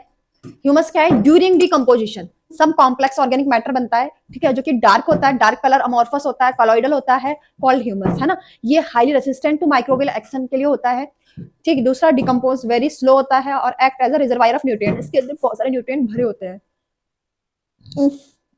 इंप्रूव करता है सॉइल की fertility, texture and water holding capacity, this is humus. तो सबको बाय बाय, हरे कृष्णा, ठीक है, क्लास यहीं ऑफ होती है। और ट्रॉफिक लेवल की, है ना, हमने ट्रॉफिक लेवल की बात की थी, तो हमने कहा सबसे फर्स्ट आते हैं प्रोड्यूसर्स, है ना। उसके बाद हमारे पास आते हैं primary consumer, then secondary consumer, then tertiary consumer, है ना। ये सब थे हमारे पास। अब ये इनको हमने कहा प्रोड्यूसर्स, जो कि प्लांट होते हैं। प्राइमरी कंज्यूमर कौन होते हैं हमारे पास, हर्बीवोर होते हैं, हर्बीवोर थे, हर्बीवोर, है ना। सेकेंडरी कंज्यूमर कौन थे, कार्निवोर थे हमारे पास। एंड टर्शरी कंज्यूमर कौन थे हमारे पास, सेकेंडरी कार्निवोर।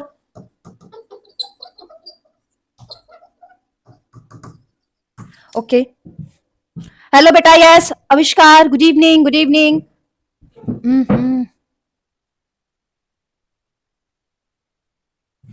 आ जाओ, है ना। उसके बाद अगर हम बात करते हैं अगेन, तो ये थे प्लांट्स, जो ये थे हमारे पास प्राइमरी प्रोड्यूसर। जो प्लांट्स होते हैं वो कौन होते हैं? प्राइमरी प्रोड्यूसर्स, है ना। तो ये प्राइमरी प्रोड्यूसर्स, क्योंकि सबसे फर्स्ट ये खाना बना रहे हैं। देन हर्बीवोर क्या होता है? Secondary producers. और हर्बीवोर कार्निवोर के लिए खाना है, तो वो क्या है हमारे पास?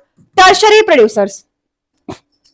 इस प्रकार से हमारी फूड चेन चलती है। तो यहाँ पे आगे प्लांट्स, उसके बाद प्लांट्स को खाया हमारे पास ग्रास हॉपर ने, तो ग्रास हॉपर यहाँ आ गया। ग्रास हॉपर को खाया फ्रॉग ने, तो फ्रॉग यहाँ आ गया। फ्रॉग को खाया स्नेक ने, तो स्नेक यहाँ आ गया। ये उनकी पोजीशन थी, हमने इसकी बात कर रहे थे। अभी तक क्लियर है मैम? मेरे 70 मार्क्स आए हैं, थैंक यू सो मच। ओहो क्या बात है बेटे आविष्कार, बधाई हो, बधाई हो, खूब सारी बधाई हो।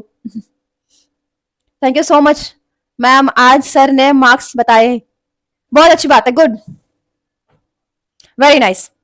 मेरे लिए तो तुम सबके ही आए, मैं तो बहुत खुश हो जाऊंगी। आ जाओ आ जाओ, हम नेक्स्ट बात कर रहे थे। अब जैसे कि ये एनसीईआरटी में गिवन है डायग्राम, क्या है हमारे पास? प्रोड्यूसर्स जो कि फर्स्ट ट्रॉफिक लेवल पे होते हैं। ट्रॉफिक लेवल क्या है बेटा? ट्रॉफिक लेवल कोई फिक्स पोजीशन नहीं है, अकॉर्डिंग टू फूड बदलती रहती है। लेकिन जो प्राइमरी प्रोड्यूसर्स है वो ऑलवेज प्लांट होंगे, ऑलवेज प्लांट होंगे, है ना। तो ट्रॉफिक लेवल में फाइटोप्लैंक्टन, अगर हम एक्वाटिक की बात करते हैं तो फाइटोप्लैंक्टन, और हम वैसे बात करते हैं टेरेस्ट्रियल तो ग्रासेस, प्लांट, ये सब ट्रीज, है ना। सेकेंडरी का हमारे पास कंज्यूमर कौन होते हैं? जो कि हर्बीवोर होते हैं। लैंड पे बात करें तो ग्रास हॉपर हो सकती है, काउ हो सकती है, गॉट हो सकती है, जो कोई भी जो हर्बीवोर है और पहले प्लांट्स को खा रही है। और हम एक्वाटिक की बात करें तो जू प्लैंक्टन होते हैं। सेकेंडरी कंज्यूमर हमारे पास जो कि थर्ड ट्रॉफिक लेवल है, वो कार्निवोर होता है, क्योंकि वो हर्बीवोर को खाते हैं। कार्निवोर होते हैं, हर्बीवोर को खाते हैं। तो बर्ड्स हो गए, फिशेस हो गए, वॉल्फ हो गए, है ना। और उसके बाद आते हैं हमारे पास फोर्थ ट्रॉफिक लेवल, है ना, जो कि टॉप कार्निवोर का, जैसे कि मैन, लायन वगैरह, ये सब क्लियर है इतना? आविष्कार मैम हम आपकी क्लास रिकॉर्डेड लेते हैं, कोई बात नहीं बेटा, रिकॉर्डेड लो, नो प्रॉब्लम। रिजल्ट आना चाहिए, आउटपुट आना चाहिए, चाहे रिकॉर्डेड लो, लाइव लो, कैसे भी लो। आ जाओ। अब यहाँ देखो अगेन एक और एनसीईआरटी में डायग्राम है ना। तो सन से कुछ हीट मिल रही है, सन से प्लांट खाना बना रहे हैं, फर्स्ट ट्रॉफिक लेवल पे प्रोड्यूसर्स हैं, उसको कंज्यूम कर रहे हैं। जैसे कि हमारे पास हो गए अर्थवर्म हो गए, ग्रास हॉपर हो गए, ये सब। और अगेन कुछ हीट लॉस हो रही है। ये क्या थी? प्रोडक्टिविटी होती थी तो रेस्पिरेशन लॉस होता था, कुछ लॉस होता था, सेम हियर, है ना। इसने इसको खाया, है ना, लेकिन इसमें से भी कुछ लॉस हो गया। ऐसा नहीं है कि इसको प्रॉपर खाना मिल गया। मैं बता रही हूँ क्या, ये 10% लॉ एनर्जी फ्लो है। ये क्या दिखा रहा है? एनर्जी फ्लो, है ना। Energy flow through the different trophic level, कैसे कैसे एनर्जी फ्लो हो रही है, second trophic level, third trophic level, fourth trophic level. तो इनमें ऐसा नहीं होता है कि जो प्लांट है जिसने जितनी उसने सन से एनर्जी बनाई डायरेक्ट हर्बीवोर ने उतनी पा ली, ऐसा नहीं होता है। इसमें हमेशा एनर्जी का लॉस होता है, जिसको हम बोलते हैं 10% लॉ। क्या बोलते हैं? 10% law, 10% law of energy flow, है ना। ऐसा कभी नहीं होता कि प्लांट ने सन से जितनी एनर्जी ली और उतनी की पूरी टोटल आगे हर्बीवोर को दे दे, नहीं होता ऐसा। उसमें से कुछ ना कुछ एनर्जी लॉस होता ही है, हीट लॉस होता ही है। तो वो कितना होता है? 10%। ठीक है, आगे फिर हर्बीवोर है, उसको कोई कार्निवोर खा रहा है, तो अगेन 10% लॉस होगा, 10% ही जाएगी। उसके अंदर जो एनर्जी फ्लो होगी वो 10% ही होगी, बाकी नहीं जाएगी, लॉस हो जाएगी। अगेन कोई हमारे पास फिर से कार्निवोर को कोई टॉप कार्निवोर खा रहा है, तो अगेन एनर्जी सिर्फ 10% ही फ्लो होगी, बाकी नहीं होगी। सेम हियर ऐसा होता है। तो कैसे होता है हमारे पास? जैसे कि ये हमारे पास सूर्य देव है जी, है ना, ये एनर्जी दे रहे हैं, ये एनर्जी दे रहे हैं, और इसको ऑब्जॉर्व कर रहे हैं प्लांट्स। ये प्लांट है, अच्छा नहीं बना कोई बात नहीं, है ना, लेकिन प्लांट तो प्लांट है। बेटा सर की तबीयत बहुत खराब है, सर को पूरा दिन फीवर रहा है, सर नहीं आ पाए क्लास लेने, सर को पूरे टाइम फीवर है, सर अभी भी नहीं उठ पा रहे हैं बेड से। बट देखते हैं वो क्लास लेते नहीं लेते रात की, लेकिन उनकी तबीयत काफी खराब है, वो दवाई लेके आए हैं, सर को हाई फीवर है। ठीक है, अब सपोज जो सूरज से जो ये एनर्जी ले रहा है प्लांट, है ना, वो कितनी होती है हमारे पास? सपोज हमने कहा कि वो ले रहा है, सपोज ये ले रहा है हमारे पास कितने हो गए, हाँ ये कितना हो गया हमारे पास? 10 लाख हो गए, 10 लाख हो गए, है ना, 10 लाख जूल हो रही है, किलो जूल एनर्जी आ रही है ना। लेकिन इसका प्लांट कितना लेते हैं? टोटल का कितना लेते हैं? अगर 50% पार है तो उसका लेते हैं 2 से 10%, है ना। लेकिन 100% है तो 1% ऑब्जर्व करते हैं। ये कितना ऑब्जर्व करते हैं? 1%। तो इसके पास जो एनर्जी आएगी वो कितनी आएगी? ओनली 1%, है ना। तो इसका 1% क्या होगा हमारे पास? यहां से 2 जीरो हट जाएंगे, है ना। तो कितना हो जाएगा? 10,000 जूल। कितना होगा 1%? 10,000 किलो जूल। अब इस किलो जूल को अगर इस प्लांट को कोई खाता है, सपोज इस प्लांट को ग्रास हॉपर ने खाया, ग्रास हॉपर ने खाया, तो इसका सिर्फ 10% आ गया फ्लो होगा एनर्जी का। कितना होगा? ओनली 10%। 10% फ्लो होगा एनर्जी का, है ना। तो ये अगर 10,000 किलो जूल है, तो यहाँ पे सिर्फ कितनी जाएगी? 1000 किलो जूल जाएगी। कितनी जाएगी? 1000 किलो जूल। एक जीरो कम हो गया, क्योंकि 10% ही आ गया। हमारे पास क्या हो रहा है? आगे जा रही है हमारे पास एनर्जी, ठीक है, किलो जूल। उसके बाद इसको खाया फ्रॉग ने। किसने खाया? फ्रॉग ने। तो फ्रॉग के पास अगेन 10% एनर्जी फ्लो होगी। कितनी होगी? 10%, है ना। तो ये 10,000 की कितनी रहेगी? 100 किलो जूल। 100 किलो जूल रहेगी। अब फ्रॉग को खाया स्नेक ने। स्नेक के पास एनर्जी कितनी रह गई? Only 10 kilo joule. कितनी रह गई? 10 किलो जूल। अगर स्नेक को कोई खा लेता है, कोई खाता है, जैसे सपोज स्नेक को खा लिया बर्ड ने, तो बर्ड के पास एनर्जी क्या जाएगी? कुछ नहीं, 1 किलो जूल जाएगी। ओनली 1 किलो जूल इतनी एनर्जी जाएगी। तो एनर्जी कैसे कैसे हमारे पास ट्रांसफर हो रही है? एनर्जी हमारे पास कैसे ट्रांसफर हो रही है? 10%। 10% लॉ कहते हैं इसको, ओनली 10%। नेक्स्ट ट्रॉफिक लेवल को सिर्फ 10% मिलती है। इसीलिए जो आप देखोगे अभी कि जो प्लांट को खाते हैं उनको देखो कितनी एनर्जी मिल रही है। अगर ये प्लांट 10,000 किलो जूल बना रहा है, 1000 किलो जूल बना रहा है, तो ये आगे जो खाएगा हर्बीवोर उसको कितनी मिलेगी? 100 किलो जूल या 1000 किलो जूल। इस प्रकार से उसको एनर्जी ज्यादा मिलती है। और जैसे जैसे ट्रॉफिक लेवल बढ़ते जाता है एनर्जी डिक्रीज होती चली जाती है ना। बाकी एनर्जी हीट की फॉर्म में लॉस करते हैं, हीट की फॉर्म में सिर्फ 10% आगे जाती है, बाकी हीट की फॉर्म में वो अपना काम करते हैं। तो सेम यही चीज हमारे पास एनसीईआरटी में दी हुई है। अब हमारे पास क्या होती है? फूड चेन होती है। क्या होती है? Food chain. Food chain. तो फूड चेन दो प्रकार की होती है, GFC and DFC. GFC and DFC दो प्रकार के फूड चेन है। तो जीएफसी का मतलब क्या है? ग्रेजिंग। ग्रेजिंग क्या है? ग्रेजिंग फूड चेन, है ना। Grazing food chain. और डीएफसी का मतलब क्या है? Detritus food chain. Detritus food chain. अच्छा जी मैम, अब इसका क्या मतलब है? गेजिंग फूड चेन, है ना, इसका क्या मतलब है और इसका क्या मतलब है? डीएफसी, ये दोनों कैसी है, कहां कहां चलती है, अभी हम यही जानेंगे, है ना। तो जो गेजिंग फूड चेन होती है बेटा, ये कब होती है? ये जब होती है प्रोड्यूसर्स क्या है हमारे पास? प्लांट है। ये क्या है? डेड। ये डेड फूड चेन है और ये गेजिंग फूड चेन है। ये लिविंग टाइप की है या नॉन लिविंग टाइप की? ये डेड वाली है ना, वो डेड वाली है। डिकम्पोज, इसमें डिकम्पोजिशन होता है और इसमें हमारे पास कैसे एनर्जी फ्लो हो रही है आगे आगे। तो क्या होता है हमारे पास? गेजिंग फूड चेन, जैसे घास है, घास को खाया बकरी ने, गॉट ने, और गॉट को खाया टाइगर ने, मैन ने, जो भी है ना, लायन ने, जिसने भी खाया।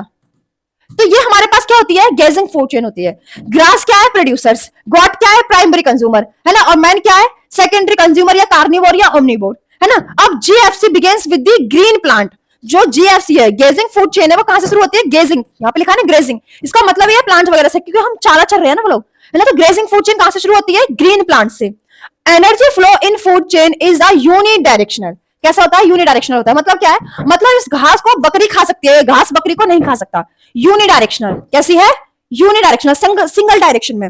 जैसे आपके पापा आपको चाटा मार सकते हैं, लेकिन आप अपने पापा को नहीं मार सकते। आप अपने बेटे को मार सकते हैं। क्लियर? आ जाओ। तो सेम हियर, जैसे ये ग्रास है, ये खा सकती है गॉड को, लेकिन गॉड ग्रास को नहीं खा सकती। लायन जो है हिरन को खा सकता है, लेकिन हिरन लायन को नहीं खा सकता। तो ये यूनिडायरेक्शनल फ्लो ऑफ एनर्जी होता है। नेक्स्ट, अब आती है डेट्राइटस फूड चेन। तो डेट्राइटस फूड चेन क्या होती है? ये हमारे पास शुरू होती है कहां से? डिकम्पोजिशन से। जो डेड है, डेड एंड डिकेइंग से शुरू होती है। DFC begins with the dead organic matter, detritus, है ना। जैसे कि ये हमारे पास पत्तियां हैं, डेड है। ह्यूमन बॉडी डेड है, डेड बॉडी है ह्यूमन की, है ना। या फिर एनिमल की डेड बॉडी है, एनिमल है। इंसेक्ट्स है, जो कुछ भी मृत प्राणी है, जितने भी मृत प्राणी है, जितने भी मृत प्राणी है, उन पे चलती है डीएफसी, ठीक है, डेट्राइटस फूड चेन। और इन पे काम कौन करता है? Bacteria, fungi. कौन काम करता है? अर्थवॉर्म्स, बैक्टीरिया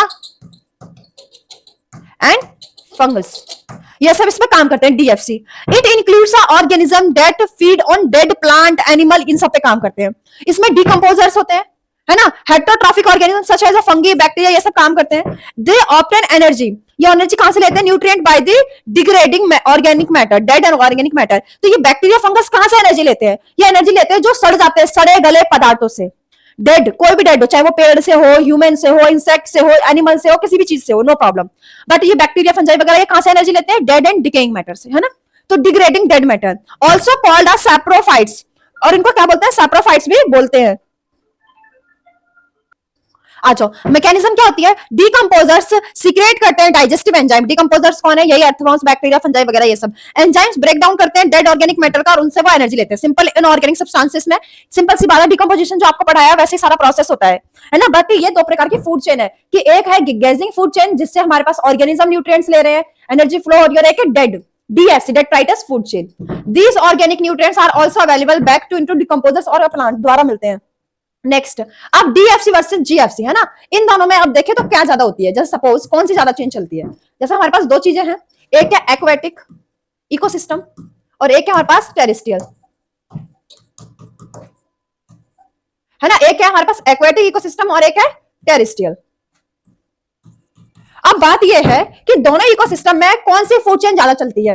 दोनों में दोनों ही चलती है, इसमें भी हमारे पास DFC चलेगी, इसमें भी हमारे पास GFC चलेगी, दोनों चलेंगी, है ना। इसमें भी हमारे पास DFC चलेगी और GFC चलेगी, दोनों चलती है। इकोसिस्टम में दोनों फूड चेन चलती है। क्यों? क्योंकि चीजें एक तो हम प्लांट्स को खा रहे हैं, हमें कोई खा रहा है तो ये एनर्जी फ्लो हो रही है, दूसरा सब मर रहे हैं, सब डिग्रेड हो रहे हैं, तो वो लैंड पे भी ऐसा ही होता है और वो एक्वेटिक सिस्टम में भी ऐसा ही होता है। जमीन के अंदर, ओशन में, समुद्र में, नदियों में, सब में ऐसा होता है, वहां पे भी मरते हैं, डिग्रेड होते हैं, है ना, सेम है। तो दोनों प्रकार की फूड चेन चलती है ना। एक्वेटिक में भी GFC चलेगी, DFC चलेगी और टेरेस्ट्रियल में भी चलेगी। लेकिन क्वेश्चन इज दिस कि हमारे पास एक्वेटिक में कौन सी ज्यादा चलती है ना, कौन सी मोर चलती है, और टेरेस्ट्रियल में कौन सी मोर ज्यादा चलती है ना, कौन सी ज्यादा चलती है, ये क्वेश्चन है,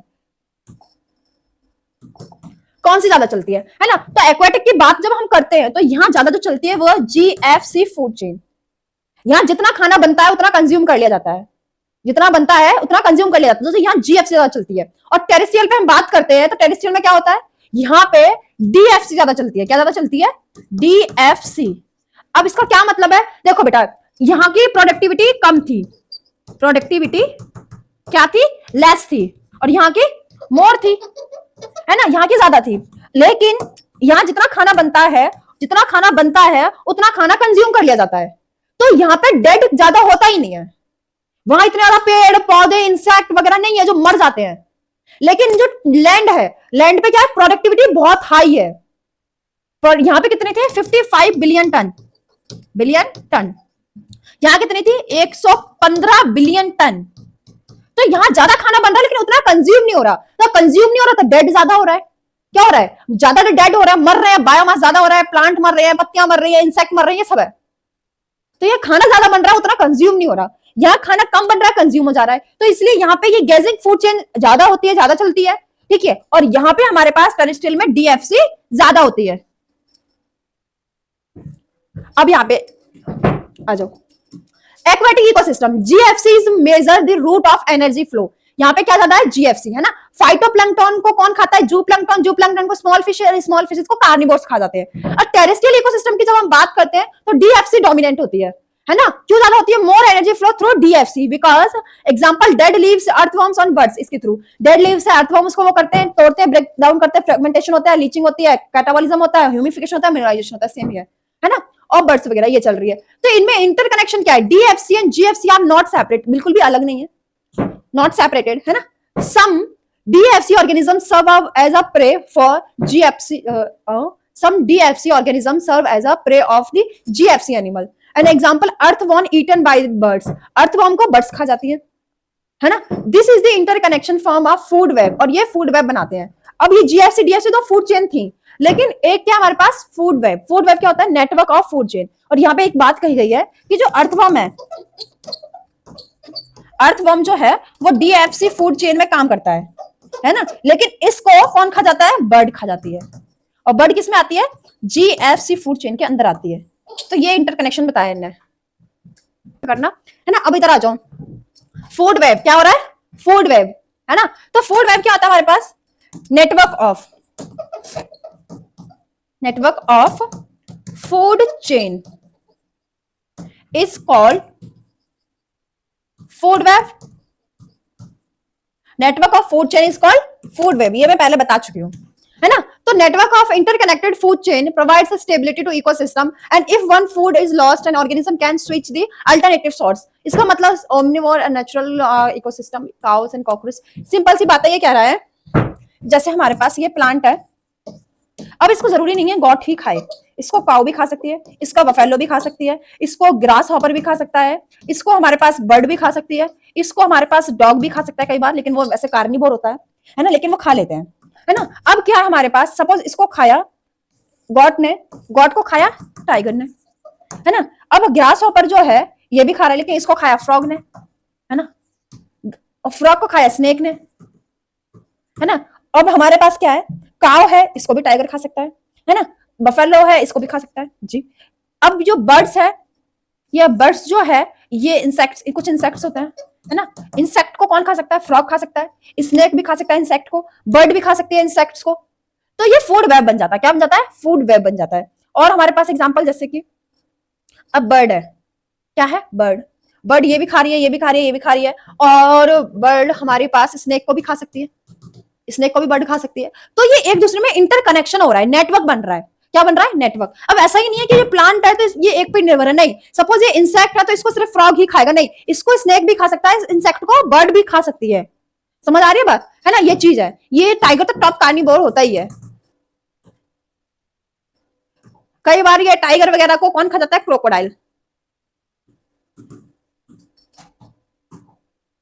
तो यही कह रहा है हमारे पास कि हमारे पास क्या होता है, if one source is lost, अगर कोई लॉस्ट हो जाए, जैसे सपोज गॉट नहीं है तो उसको काउ खा लेगी, बफेलो खा लेगी, जो मतलब हमारे पास शीप्स होती हैं जैसे भेड़ वगैरह होती हैं वो खा लेंगी, है ना।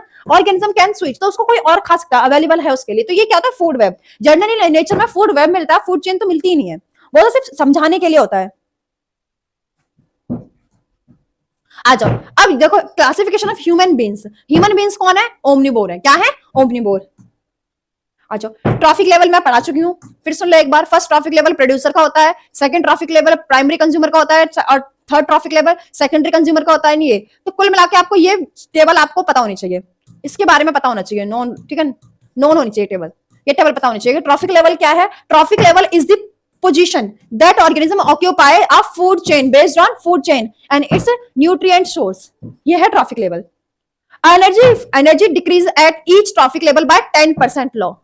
Clear, trophic level concept applies both DFC and GFC, दोनों पे अप्लाई होता है। अच्छा, अब इसके बाद आते हैं पिरामिड्स। क्या होते हैं, पिरामिड्स आते हैं, इकोलॉजिकल पिरामिड्स।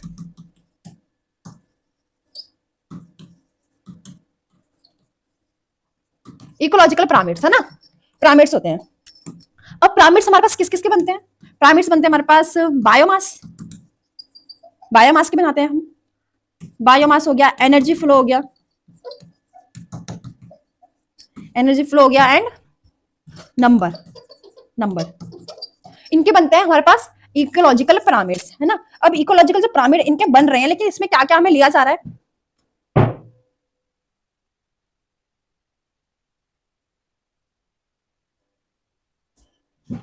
आ जाओ उधर। अब हमारे पास जो इकोलॉजिकल पिरामिड है उसमें क्या क्या होता है, grass forest, grassland, grass forest करियो, ग्रासलैंड, फॉरेस्ट एंड एक्वेटिक, इनमें हम बनाते हैं पिरामिड्स, है ना। अब जैसे मैं बात करूं ग्रासलैंड, एनसीईआरटी में दे रखे हैं वो ग्रासलैंड के हैं, मैंने इमेज नहीं लगा पाई, ध्यान नहीं रहा मुझे, लेकिन तुम देखोगे कि जो एनसीईआरटी में 3 पिरामिड्स दे रखे हैं, है ना, वो किसके दे रखे हैं, ग्रासलैंड के, और एक दे रखा है एक्वेटिक का। एक किसका दे रखा है, एक्वेटिक का, एक्वेटिक का दे रखा है, वो भी कैसा है, इन्वर्टेड, इन्वर्टेड है, कैसा है, इन्वर्टेड है, बायोमास पे, कैसा है, इन्वर्टेड बायोमास। तो क्या दिखा रहा है, वो दिखा रहा है यहां पे हमारे पास क्या है, जू प्लंक्टन है, जू प्लंक्टन है, जू प्लंक्टन, है ना। और जू प्लंक्टन किसको खाते हैं, फाइटो प्लंक्टन को, किसको खाते हैं, फाइटो प्लंक्टन, फाइटोप्लैंक्टन को खाते हैं जू प्लंक्टन, है ना। तो ये दिखा रखा है एक्वेटिक में हमारे पास बायोमास का पिरामिड है, किसका है, बायोमास का पिरामिड, वो भी कैसा है, इन्वर्टेड है, कैसा है, इन्वर्टेड है। क्या मतलब है इसका, कि जो फाइटोप्लैंक्टन होते हैं वो हमारे पास बहुत ही स्मॉल होते हैं, उनका बायोमास बहुत कम होता है, कैसा होता है, बहुत कम होता है, लेकिन जू प्लंक्टन का उससे ज्यादा होता है। तो बायोमास इसका कम होता है फाइटोप्लैंक्टन का, तो इसलिए इसकी जो शेप है वो छोटी है, और जू प्लंक्टन का ज्यादा होता है, इसलिए ये कैसा बन रहा है, इन्वर्टेड लग रहा है ना। तो इसमें जब हम काउंट करते हैं, जब इकोलॉजिकल पिरामिड बनाते हैं, तो उसमें हम क्या देखते हैं, ऑल मेंबर काउंट करते हैं, कितने, all member available, all member, all members include करते हैं, चाहे वो फाइटोप्लैंक्टन के हो चाहे जूप्लैंक्टन के हो, है ना, ये हमारे पास होता है। दूसरा जो सबसे फर्स्ट जो इसका बेस होता है पिरामिड का, जो पिरामिड का बेस होता है, बेस पे कौन होता है हमारे पास, ऑलवेज प्रोड्यूसर होता है। कौन होता है, प्रोड्यूसर्स होते हैं, है ना। तो ये हम इकोलॉजिकल से पिरामिड बनाते हैं तो उसमें दो चीजों का ये ध्यान रखते हैं। क्या ध्यान रखते हैं, सारे मेंबर इंक्लूड करते हैं, मतलब काउंट करते हैं। अगर नंबर का है तो नंबर में काउंट करेंगे, बायोमास है तो सारे मेंबर्स का बायोमास काउंट करेंगे, एनर्जी फ्लो हो रही है तो कितनी एनर्जी बन रही है वो फ्लो हो रही है, ऐसे काउंट करेंगे, है ना। तो ऑल मेंबर्स काउंट करते हैं। दूसरा बेस पे ऑलवेज हमारे पास कौन होता है, प्रोड्यूसर्स होता है। फिर उसको जो खा रहा है, primary consumer, secondary consumer, tertiary consumer, जैसे हमने बना रहे थे एनर्जी फ्लो जैसे हो रही थी उसी फॉर्म में इकोलॉजिकल पिरामिड्स बनते हैं,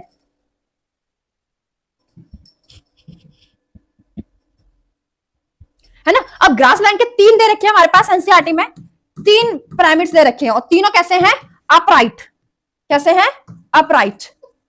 मतलब क्या है, कोई भी इन्वर्टेड नहीं है, अपराइट है, सीधे है, करेक्ट है ना। किस किस का दे रखा है, एनर्जी का दे रखा है, एनर्जी फ्लो का दे रखा है, बायोमास का दे रखा है और नंबर का दे रखा है। 3 पिरामिड्स और दे रखे हैं, है ना। तो जैसे एनर्जी फ्लो का क्या दे रखा है, ऐसे करके ये एनर्जी फ्लो, जैसे सपोज यहाँ पे है 1000 किलो जूल एनर्जी, कौन प्रोड्यूस कर रहा है, प्रोड्यूसर कौन है, प्लांट्स, सारे प्लांट्स, है ना। तो उसको कौन खा रहा है, हर्बीवोर। तो ऊपर कितनी जा रही है, 100 किलो जूल, उसके ऊपर कितनी जा रही है, 10 किलो जूल, ऐसे करके। और यहाँ पे जैसे मैंने कर दिया गॉड कर दी, गॉड के बाद कौन है यहाँ, टाइगर। ये हमारे पास एक दे रखा है इस प्रकार से। फिर दे रखा हमारे पास बायोमास का, किसका दे रखा है, बायोमास का। और उसके बाद नंबर वाला दे रखा है। तो तीनों पिरामिड वो कैसे हैं, अपराइट है, इरेक्ट है। कैसे हैं, अपराइट है, इरेक्ट है। नंबर जैसे हमारे पास यहाँ पे बायोमास है, यहाँ पे प्रोड्यूसर्स होते हैं ऑलवेज, तो यहाँ प्रोड्यूसर का जो नंबर है वो सबसे ज्यादा है। सारे ट्रीज को ले लिया तो सब सारे ट्रीज को जब ले लेंगे तो उनका नंबर क्या होगा, ज्यादा होगा, है ना। उससे कम किसका होगा, हमारे पास ट्रीज है, ट्रीज के बाद किसका नंबर होगा, बर्ड्स का होगा। तो बर्ड्स ट्रीज से कम होंगी, है ना। किससे कम होंगी, ट्रीज से कम होंगी। तो बर्ड्स यहाँ ज्यादा, यहाँ पे बर्ड्स होंगे और फिर यहाँ पे प्रोड्यूसर प्लांट वगैरह होंगे, तो इनका नंबर ज्यादा होगा। यहाँ पे बर्ड्स यही होंगे हमारे पास 20, 30, 40, 50 ज्यादा से ज्यादा, है ना, इस प्रकार से। तो ये भी अपराइट है। कैसा है, अपराइट और इरेक्ट। और तीसरा बनता है हमारे पास, किसका बनता है, बायोमास का। तो बायोमास का भी ऐसे बनता है, क्योंकि ये ग्रासलैंड है तो सारे जो पिरामिड बनते हैं इसके अपराइट इरेक्ट बनते हैं। 3 पिरामिड बनते हैं, एनसीईआरटी में गिवन है। और एक दे रखा है एक्वाटिक का, जो कि इन्वर्टेड है। तो उसी के साथ साथ ये चैप्टर यहाँ पे समाप्त होता है ना। मैं इमेज लेके नहीं आई, भूल गई, उसके लिए माफ करना, लेकिन मैंने तुम्हें ये बना के दिखा दिए तीनों और समझा दिए, बता दिए। और क्लास यहीं पे ऑफ होती है। आप लोग अपना ध्यान रखें, खाना पीना खाएं, खुश रहें। बहुत अच्छी बात है, क्लियर है। तो